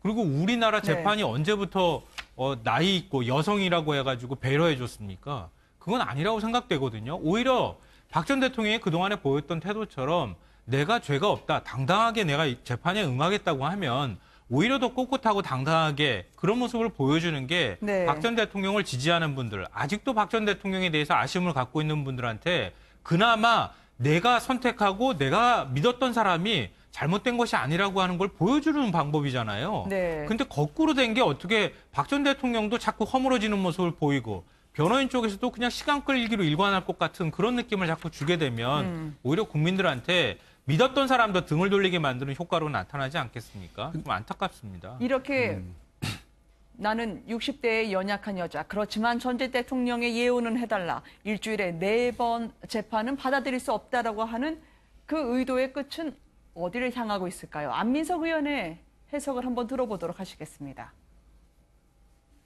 당시처럼 구속 만료로 나오겠다는 그런 전략이죠. 4월 17일 날 박근혜 전 대통령이 구속되었는데 6개월 만료되는 시점이 10월 16일이거든요. 이때 나오려고 하는 거예요. 그래서 지금 현재 모든 혐의를 부인하는 작전. 그다음에 정인이 430명이에요. 그렇죠. 천천히 가자 이거죠. 그래서 10월 16일 날 장시호처럼 나오겠다는 것이고요. 그저께 노승일 부장 재판에서도 그게 나타나지 않았습니까? 노승일을 이상한 사람으로 몰아가는 거예요. 그렇죠. 그다 전략입니다. 일단 박근혜 전 대통령에 대해서는 이런 말씀을 드리고 싶습니다. 지금 자꾸 유영아 이제 변호사가 여성을 강조하고 나이 들었다고 하는데 저는 둘 다 저는 인정을 해야 한다고 봅니다. 다만 중요한 것은 박근혜 전 대통령도 헌법에 보장된 대한민국의 한 사람으로서 똑같이 대우받는 것은 맞습니다. 그렇다면 저렇게 말씀하실 게 아니라 과학적인 진단서라든지 저는 개인적으로 그런 생각이 듭니다. 박근혜 전 대통령이 박근혜 전 대통령보다 훨씬 젊고 강인한 분이라 하더라도 일주일에 4번을 재판을 받고 새벽까지 재판을 받는다면 힘든 건 맞거든요. 네. 그렇다면 여기에 대해서는 과학적인 근거가 있으면 정말 힘들다. 그런 의사 진단서라든지 이런 걸 가지고 해서 뭐 횟수를 줄이든지 네. 또 시간을 줄이든지 이런 건 저는 필요하다고 보는데 다만 이제 감성에 호소하면서 과거에도 유영하 변호사가 여성이라는 점을 몇 번 강조하지 않았습니까? 저런 식으로 접근하는 방법은 옳지 않다고 보지만 지금 제가 보는 좀 뭐 박근혜 전 대통령의 그 뭐 최근 모습 보면 뭐 붕대도 안고 있고 이런 것을 보면 결코 건강해 보이지는 않습니다. 그렇다면 과학적인 진단에 의해서 횟수를 줄이는 것 이런 거는 모르겠지만 어쨌든 여기에 대해서는 재판정에서도 그러니까 판사도 조금 고려할 거는 고려해야 될 것 같다는 생각이 듭니다. 저는 전직 대통령이라고 해서 또는 네. 뭐 고령의 여성이라고 해가지고 일주일에 4번을 해서는 안 된다. 거기에 조금 동의하기 좀 어렵고요. 그건 왜 그런가 하면 힘들더라도 이겨내야 되는 그런 뭐 숙명인 것이고. 근데 변호인 입장에서 생각을 해보면 네. 일주일에 4번 재판을 하면은 사실상 문제는 뭔가 하면 재판 준비가 굉장히 힘듭니다. 왜 그런가 하면 검찰은 이미 12만 쪽의 증거기를 이미 확보를 한 거거든요. 네. 근데 방어하는 쪽은 그걸 하나하나 방어를 해 나가야 되잖아요. 그러면 이 법정에서 바로 방어하기 쉽지가 않거든요. 그런 점에서 일주일에 4번은 변호인 입장에서 굉장히 힘들고 또 방어하는데 어려울 수도 있습니다. 그렇지만 이것을 지금 뭐 된 거나 마찬가지 상황이었는데 우리가 뭔가 시그널을 보냈을 때 북에서 뭔가 반응을 보였다고 하는 점에서 그렇게 나쁜 신호는 아니다. 저는 그렇게 생각합니다. 네. 인도적 지원은 남측에 얘기하지만 북한은 핵과 미사일 개발 의지를 보이면서 고압적 태도를 보였습니다. 과연 이산가족이었던 문재인 대통령은 어떤 카드로 이 상황을 돌파를 할까요? 문재인 대통령의 나라 만들기 시리즈 2탄으로 어제 소방관이 눈물 흘리지 않는 나라를 잠깐 전해드린 바가 있었었는데요. 바로 지난 3월에 용산 주택가 이 화재가 발단이 됐다고 합니다. 그 장면으로 먼저 모시겠습니다.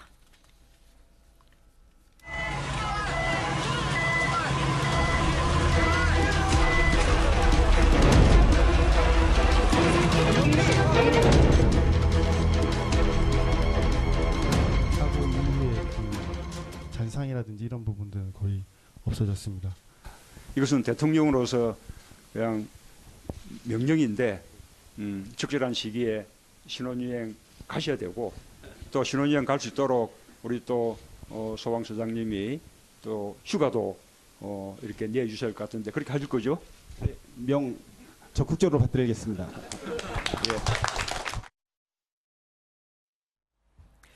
용산 소방서에 오늘도 저희 제작진이 전화를 했는데 어제 대통령의 명이 떨어졌는데 어떻게 돼가고 있나요? 그랬더니 신혼여행 보내려고 하는데 자꾸 안 가려고 하신다네요.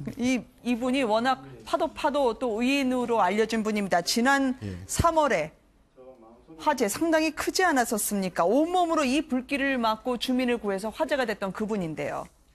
그래서 이제 그 소방대원이 그 막다가 그 손에도 심한 화상을 입고 얼굴에도 네. 화상을 입었다는 거 아닙니까? 네. 그래서 원칙적으로는 이제 뭐 병원에 입원하고 뭐 휴가를 받아서 떠나는 게 맞겠죠. 그럼에도 불구하고 이제 휴가도 반납을 하고 저렇게 네. 동료를 위해서 또 이 피해자들 위해서 열심히 노력했다는 것이고 또 거기서 또 성금이 또 한 500만 원인가 나왔는데 그걸 또 본인이 쓰지 않고 기부를 네. 했다 그래요. 그런 걸 네. 보면 참 우리나라에서의 소방관의 위치라는 것이 정말 그 하는 역할에 비해서 우리가 참 잘 못해줬다는 그런 이제 반성의 생각이 들죠. 미국 네. 같은 데 봐도 어린아이들 꿈이 그 파이어 파이터, 네. 소방관이 되는 게 꿈입니다. 우리나라도 그렇게 될 수 있는 나라가 되도록 우리가 노력을 해야 되겠습니다. 불길이 상당히 거셌네요. 전에 계셨던 부부들이 탈출할 수 있도록 바로 저 창문에 매달렸던 사람이 이 최길수 소방교였습니다.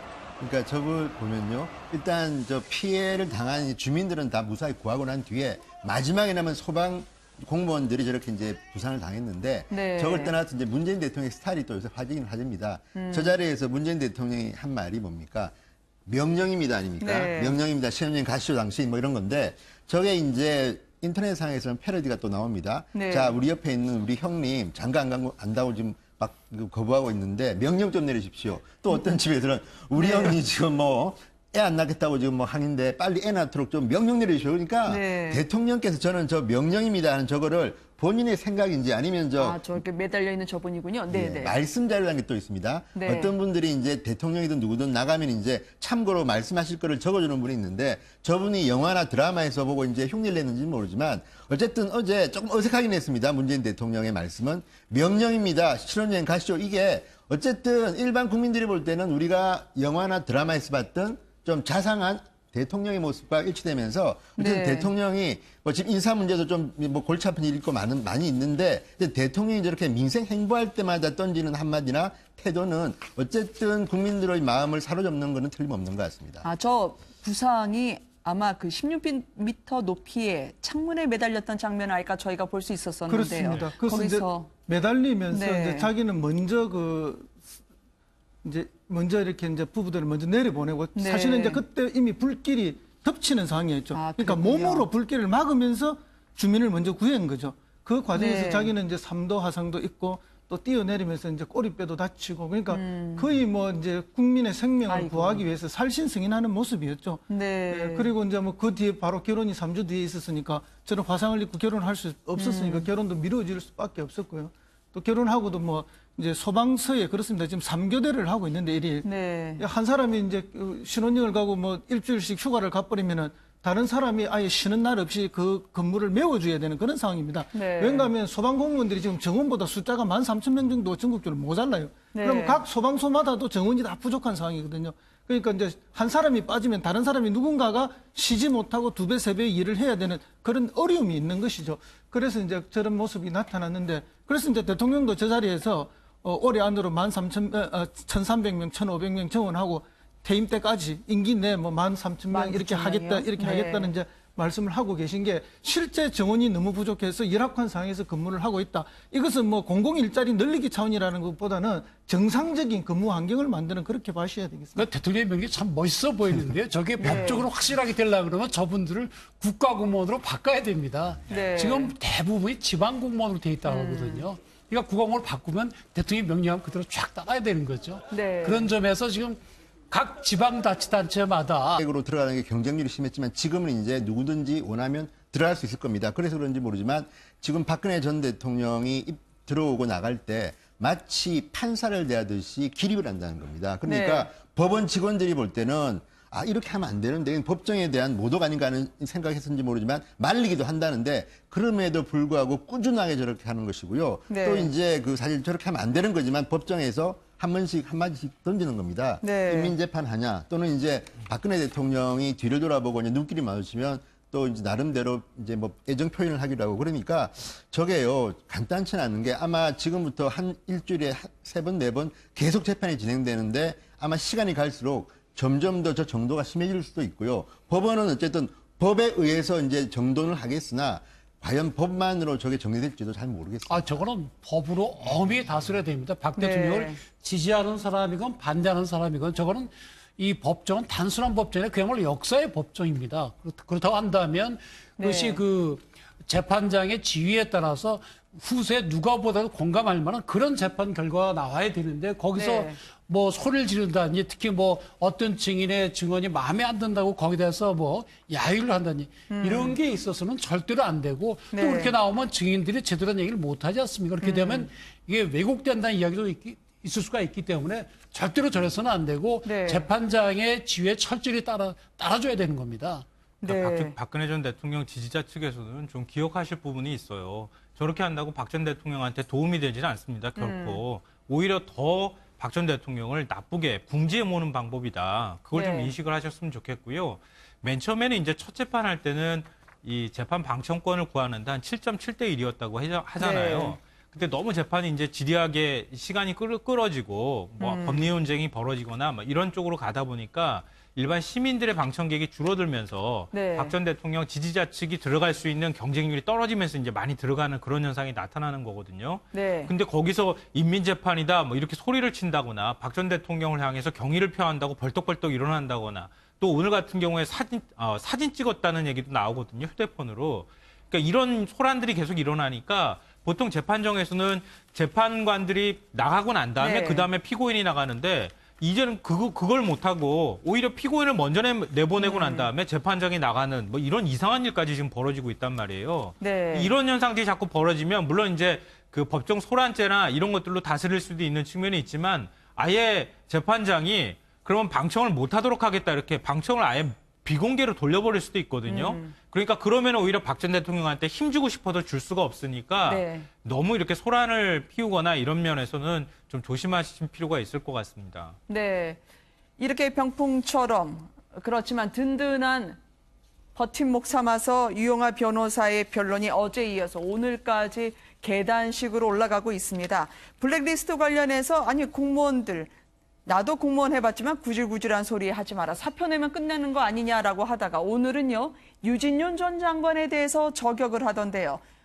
보고하라는 지시를 받았기 때문에 내가 반대하기 어렵다. 그래서 청와대에서 만들어준 그 리포트 그대로 국무회에서 읽었다고 하는데 상당히 어떻게 보면 비아냥거리는 태도로 한 전직 장관에 대해서 공박하는 것처럼 비춰질 수 있겠어요. 그러니까 지금 유영하 변호인이 하는 걸 보면 법정에서 유리한 유불리도 있지만 나름대로 박근혜 전 대통령과 그 시대에 근무했던 공무원에 대해서 이제 나름대로 비판하는 겁니다. 저는 이게 법리적으로 얼마나 도움이 될지 오히려 도움이 안 될 수 있는데 이런 거 하면 저희가 뭐겠습니까? 아까 전에 방청객도 그렇고 지금 박근혜 전 대통령의 변호인들이 하는 걸 보면요. 우리가 욕을 좀 먹더라도 이것을 갖다 정치적인 재판으로 몰고 가려는 의도가 있는 것 같습니다. 자, 유진용 전 장관의 녹취범 이렇게 이야기합니다. 자, 자기는 굴욕스럽지만 한 글자도 틀리지 않고 그대로 읽었다는 겁니다. 네. 그런데 여기에 대해서 이제 박근혜 대통령 측에서는 뭐라고 합니까? 부끄러운 건 안 해보지? 그리고 문화부 공무원들, 이건 전 더 심한 거라고 보는데 문화부 공무원들에 대해서 유영하 변호인이 이렇게 말했다고 합니다.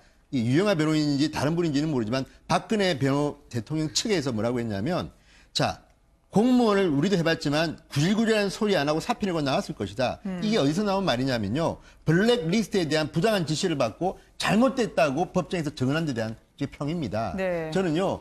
뭐 장관은 잘 모르겠습니다. 이건 굉장히 정치적인 자리지만 공무원들은요. 시험을 치고 들어와서 정말 이 사람의 평생을 걸고 하나의 일을 하는 게 공무원입니다. 직업 공무원입니다. 그런데 그 사람이 어쨌든 자기가 부끄럽지만 상관의 지시에 의해서 잘리지 않으려고 어쨌든 간에 일을 했는데 뒤늦게 뭐 양심선일 수도 있고 고백일 수도 있는데 그걸 보고 내 같으면 구질구질하게 이야기하지 않고 사표를 냈겠다. 정말 이런 말들은요. 정말 이 박근혜 전 대통령의 변호인들이 대한민국 공무원이라는 자리와 대통령의 자리를 어떻게 보고 있는가를 단적으로 드러내주는 겁니다. 저는 이런 발언들이 박근혜 전 대통령의 명예에도 결코 도움되지 않는 말입니다. 이런 데 대해서는 저는 박근혜 전 대통령의 변호인들이 뒤늦게라도 좀 사과라도 했으면 좀 좋겠다는 생각이 듭니다. 그러니까 박 대통령 변호인은 그러니까 이제 사실 그 증인으로 나온 사람들에 대해서 어떤 도덕적이나 인격적으로 비난할 것이 아니고 그런 진술, 그런 증언이 진실이 아니다. 그렇게 신빙성을 공격을 해야 되거든요. 근데 그러다 보니까 이게 예를 들어서 그 소방공무원들이 처우가 다르답니다. 예를 들어 좀 재정이 넉넉한 데는 좀 처우가 괜찮고 재정이 열악한 데는 시원찮고 그러니까 이걸 전부 국가공무원으로 바꿔가지고 국가에서 전부 다 충분한 그 대우를 해줘야 되는 거죠. 네. 화마와 저렇게 싸우다 보면 정신적으로도 그렇고요. 육체적으로도 그렇고 트라우마가 심하지 않을 수 없을 것 같아요. 어제 함께 있었던 유지태 씨의 경우에도 이렇게 소방관 처우 개선이나 트라우마가 있는 소방관 역할을 본인이 직접 영화에서도 하면서 개선에 나서고 있다고 하던데요. 네, 유지태 씨가 예전에 그 리베라메라고 하는 그 영화에 출연을 했어요. 그때 소방관 역할을 했거든요. 그러니까 그때 이제 영화에 배우로 출연을 하면서 소방관들이 얼마나 힘든 삶을 살고 있는지, 얼마나 어렵게 일하고 있는지를 체험을 좀 했다고 합니다. 그리고 난 다음에 요즘 이제 소방관들이 뭐 소방 장갑도 없어가지고 그거 개인적으로 구매해서 쓴다 이런 얘기들이 굉장히 많았잖아요. 그래서 소방관들이 그런 거 걱정 없이 좀 제대로 일할 수 있는 환경을 만들어주자. 그래서 소방관 고 챌린지라고 하는 뭐 우리 예전에 물바가지 뒤집어 썼지만 이거 같은 경우는 밀가루 뒤집어 쓰는 그런 거 아마 퍼포먼스 많이 보셨을 텐데요. 그것도 직접 도전하기도 한 인연이 있습니다. 그래서 어제 이제 용산 소방서 갔을 때 그래서 이제 그런 인연이 작용을 해서 같이 동행을 한 그런 모습이었는데요. 그러니까 저는 그러니까 그 어떤 사연으로 보면은 이 최길수 소방교가 신혼여행을 못 간 거 허리뼈가 부러져가지고 못 간 건데 그 최길수 소방교의 어떤 그 사연들이 알려지고 난 다음에 결혼을 못한 그것도 문제지만 본인들이 못한 것을 이렇게 탓하거나 이런 행동을 하지 않고 기금을 다른데 어떤 더 어려운 분들한테 사용해달라 이렇게 기부했다는 것도 굉장히 훈훈한 미담으로 알려졌고요. 그 500만 원 네네. 그걸 바로 자기 모교에다 네. 또 장학금으로 냈다면서요? 그리고 문재인 대통령이 그런 사연을, 그러니까 원래 네. 대선 후보 시절, 그리고 당대표 시절에도 용산 소방서를 방문을 해서 트라우마 센터도 만들어주겠다, 뭐 소방직 공무원을 국가직 공무원으로 전환하고 소방청을 만들겠다, 이런 이제 공약들을 했었거든요. 네. 그걸 이번에 다시 찾아서 그 공약을 실천하겠다고 하는 약속을 했다, 이런 점에서도 좀 의미가 있는데요. 정치적으로 좀 해석을 하자면 저런 이제 그 문재인 대통령의 행보는 네. 국회에서 추경을 좀 빨리 통과해 주십시오라고 하는 압박의 성격도 갖고 있습니다. 네. 왜냐하면 이번에 소방관들을 1,500명을 이제 더 추가로 채용하기 위해서는 추경안에 그 채용 예산이 포함돼 있거든요. 근데 지금 야당의 경우에는 지금 뭐 인사청문회 하는 과정에서 추경안도 우리 통과시켜줄 수 없다, 이제 이렇게 하면서 갈등도 지금 일어나고 있는 상황이니까 네. 현장 민심 투어도 하면서 또 야당을 향해서는 빨리 좀 추경안 좀 통과시켜달라, 이렇게 네. 어려운 현장에 있는 소방관들을 위해서라도 라고 하는 어떤 메시지도 함께 담겨있는 그런 현장 방문으로 해석이 됩니다. 네. 근데 지금 말씀도 하셨지만 저는 문재인 대통령이 그냥 간단하게 저기 지금 용산 소방서를 찾아간 것 같지는 않습니다. 영화 배우 유지태 씨와 동행했다는 거는요, 대개 대통령 동정을 갖다 그릴 때 영화 배우와 함께 갈 정도로 심각하게 한 거는요, 네. 나름대로 의견이 있는 것이고, 또 하나는 지금 소방 공무원에 대한 것이 엊그제 이제 문재인 대통령의 현충일 추도식에서도 그런 이야기했습니다.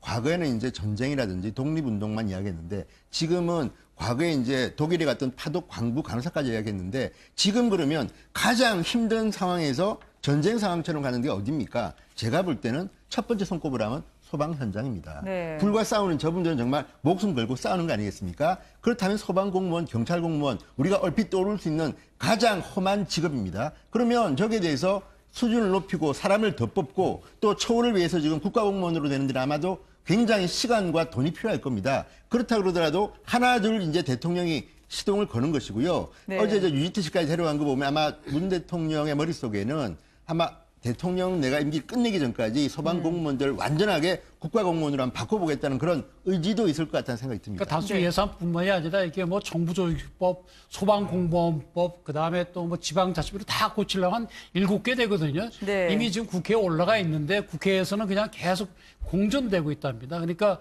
지금 그 이 문 대통령께서 가셔가지고 아 정말 그 소방공무원에 대해서 우리가 제대로 처우를 개선하자, 그런 메시지를 보내면 아마 예산뿐만 아니라 법안 통과에도 상당한 도움이 될 걸로 핵심 보입니다. 한마디가 그렇죠. 여러분이 국가입니다 했습니다. 그게 네. 뭔가 하면은 국가는 국민의 생명과 재산을 보호하는 건데 소방관들이 국민의 생명과 재산을 보호하고 있지 않습니까? 네. 그래서 소방관 자체가 국가고 그들의 활동 자체가 애국이라는 이야기로 연결되기 때문에 뭐 국회도 그 예산을 깎지는 못할 것이다. 네. 통과시켜 줄 것이다. 그렇게 봅니다. 문재인 대통령을 향해서 정봉주 전 의원은 소방관 고 챌린지 다음은 문재인 대통령 순번입니다라고 했는데 언제 한번 하실까요? 전직 대통령으로 넘어가 보도록 하겠습니다. 박근혜 전 대통령이 어제 이어 오늘도 같은 남새곳에 또 여전한 손목보호대를 차고 출석을 했습니다. 겉으로 볼 때는 박근혜 전 대통령의 모습은 달라진 게 없어 보입니다만 재판이 달라졌습니다. 변론이 상당히 날을 세우고 있을 정도로 날카롭게 전개가 되고 있고요. 무엇보다도 지지자들이 이제는 재판장 측에서 제지를 함에도 불구하고 박근혜 전 대통령 퇴정할 때 일어선다든지 아니면 기립하면서 인사하려는 그 시도를 멈추지 않고 있다고 합니다. 마치 삼성동 앞에서의 현장이 재현되고 있다는 느낌이에요. 그러니까 삼성동 집은 이제 팔리고 이제 없어졌습니다. 그러다 보니까 태극기 지지자들로 보이는 분들이 이제는 법정으로 오기 시작했습니다. 처음에는 이제 방청객 함께해 주실 분들 소개해드립니다. 진성호 전 새누리당 의원, 정태현 변호사, 허성무 경남대 초빙 교수, 그리고 김성환 시사평론가 나와 있습니다. 안녕하십니까? 안녕하세요. 벌써 취임 한 달이네요. 문재인 대통령 말입니다. 국민 눈높이에 맞추려 했다 자평하던데 나라다운 나라 어떻게 보셨습니까? 주요 장면 함께 보시겠습니다.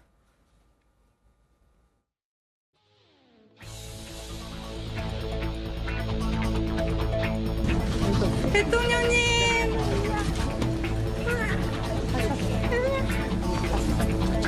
못 찍었어요.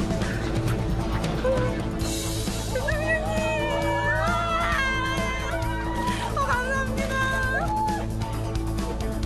꽃길만 걸으세요.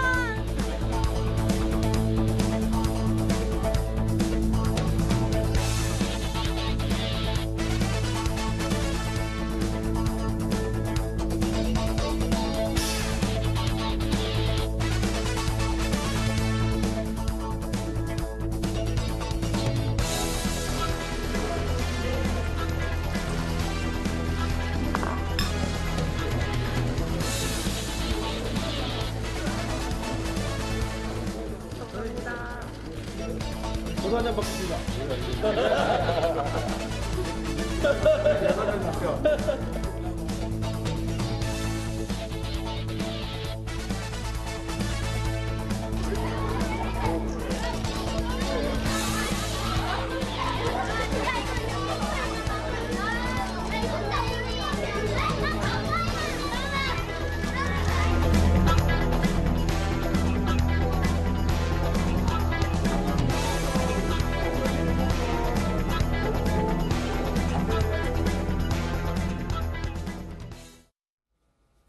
이 취임 한 달의 감회를 그러나 채 다 돌아보기도 전에 북한에서 오늘 또 미사일을 쐈습니다. 벌써 취임 이후에 네 번째인데 말이죠. 문재인 대통령 측에서는 아무래도 이산가족 이번에 다 만나게 하자고 이야기를 했지만 북한이 이렇게 받았습니다. 당신들이 데려간 식당 종업원부터 먼저 내놓으란 말이죠. 어쨌든 화해나 대화, 그쪽은 핵과 미사일로 응수를 하는 것 같아요. 그러니까 문재인 대통령은 북한에서도 알 겁니다. 네. 문재인 대통령 본인이 이산가족입니다. 실제로 월남을 했고 또 2004년에 북측에 있는 이모들을 만난 적도 있습니다. 이산가족 네. 상봉을 했던 장본인이고 인도주의적 측면에서 어쨌든 8.15 이전에 이산가족 상봉을 추진했고 네. 야당도 이 문제는 전부 다 만장일치로 찬성한 거 아닙니까? 저 사진을 예. 보면 바로 13년 전에 북한에 있는 이모와 상봉했을 때 장면인가요? 예.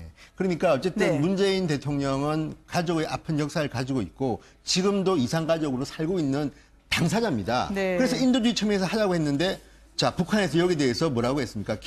김용철 이제 조평통의 고위관리라고 하는데 네. 자 탈북 종업원의 송환 없이는 이산가족 상봉 못 해주겠다는 겁니다. 그러니까 하나씩 두 개씩 자꾸만 정책 조건을 다는 겁니다. 게다가 지금 북한이 계속 핵 실험, 미사일 실험을 하지만 문재인 대통령은 어쨌든 남북 민간 차원의 교류를 해주겠다고 했습니다. 네. 15개 정도를 갖다 지금 허가를 해주고 있는데 이것도 북한은 하나도 지금 허가를 하지 않고 있습니다. 문재인 대통령은 정말 힘든 상대를 만난 것 같습니다. 그렇지만 늦게라도 북한이 제발 문재인 대통령의 진정성에 대해서 빨리 좀 이해했으면 좋겠다는 생각이 듭니다. 북한의 이런 태도는 정말 안타깝고요. 정말 잘못이라고 생각합니다. 네. 지금 이제 제1호로 남북 격접 승인이 났던 게 우리 민족 서로돕기에 이제 말라리아 퇴치를 위해서 이제 방역 활동을 공동으로 하자는 거 아닙니까? 네. 그것마저도 지금 거부했고 남북 이산가족 이야기를 하는데 또 다른 조건을 붙여서 지금 사실상 거부의 조건을 다른 거 아닙니까? 네. 이것은 북한의 처사가 매우 비인도적이고 잘못된 행동이라고 생각합니다. 북한은 적어도 정치, 군사, 외교적인 것은 별개로 하고 적어도 인도주의적인 문제에 있어서는 인도주의 차원에서 아무 조건 없이 우리 측에 응해야 한다고 그렇게 봅니다. 네. 저는 좀 시각이 다른데요. 우리 정치권에서 8.15 남북 이산가족 상봉을 지금 추진하고 있는 상황인데 네. 이런 상황에서 북한이 어떤 방식으로든 반응을 보였다고 하는 것은 긍정적인 시그널이라고 저는 생각합니다. 네. 왜냐하면 우리가 일반적으로 뭔가 대화를 요구하거나 뭔가 요구할 때 상대방이 그걸 무시하는 게 제일 무서운 거거든요. 그러니까 우리가 아무리 북한에다가 요구하거나 뭐 아무리 인도적인 조치를 요구해도 북한은 아무 반응을 보이지 않았습니다. 그동안에. 그러니까 그런 방식으로 그냥 무대응으로 일관한 경우가 가장 최악의 경우고 네. 이런 식으로 어떤 방식으로든 반응을 보였다고 하는 것은 협상할 의지가 있다거나 뭔가 조치를 취해달라고 하는 요구사항을 전달한 것이나 마찬가지이기 때문에 네. 이걸 너무 부정적으로 이해할 필요는 없다 이렇게 생각이 되고요. 그리고 지금 김영철이 그 인터뷰한 내용을 보면은 북한 식당 종업원 12명과 북송을 요구하고 있는 탈북 여성 김연희 씨를 즉각 송환해야 한다 이렇게 얘기했습니다. 네. 근데 지금 김연희 씨 같은 경우에는 북한에 다시 돌려보내달라 이러면서 송환을 지금 요구하고 있는 상황으로 알려지고 있거든요. 그렇죠. 그렇기 때문에 12명은 아니더라도 김연희라고 하는 이름을 콕 찍어서 지금 얘기를 했다는 겁니다. 그러니까 협상 과정에서 12명은 아니더라도 김연희에 관련되어 있는 부분에 대해서는 얘기할 개연성을 남겨뒀다, 여지를 뒀다 이렇게 또 해석이 가능할 것 같고요. 네. 어찌됐든 큰 그림으로 보면 그동안의 북한 핵 문제라든가 미사일 문제 때문에 남북 간의 관계가 완전히 단절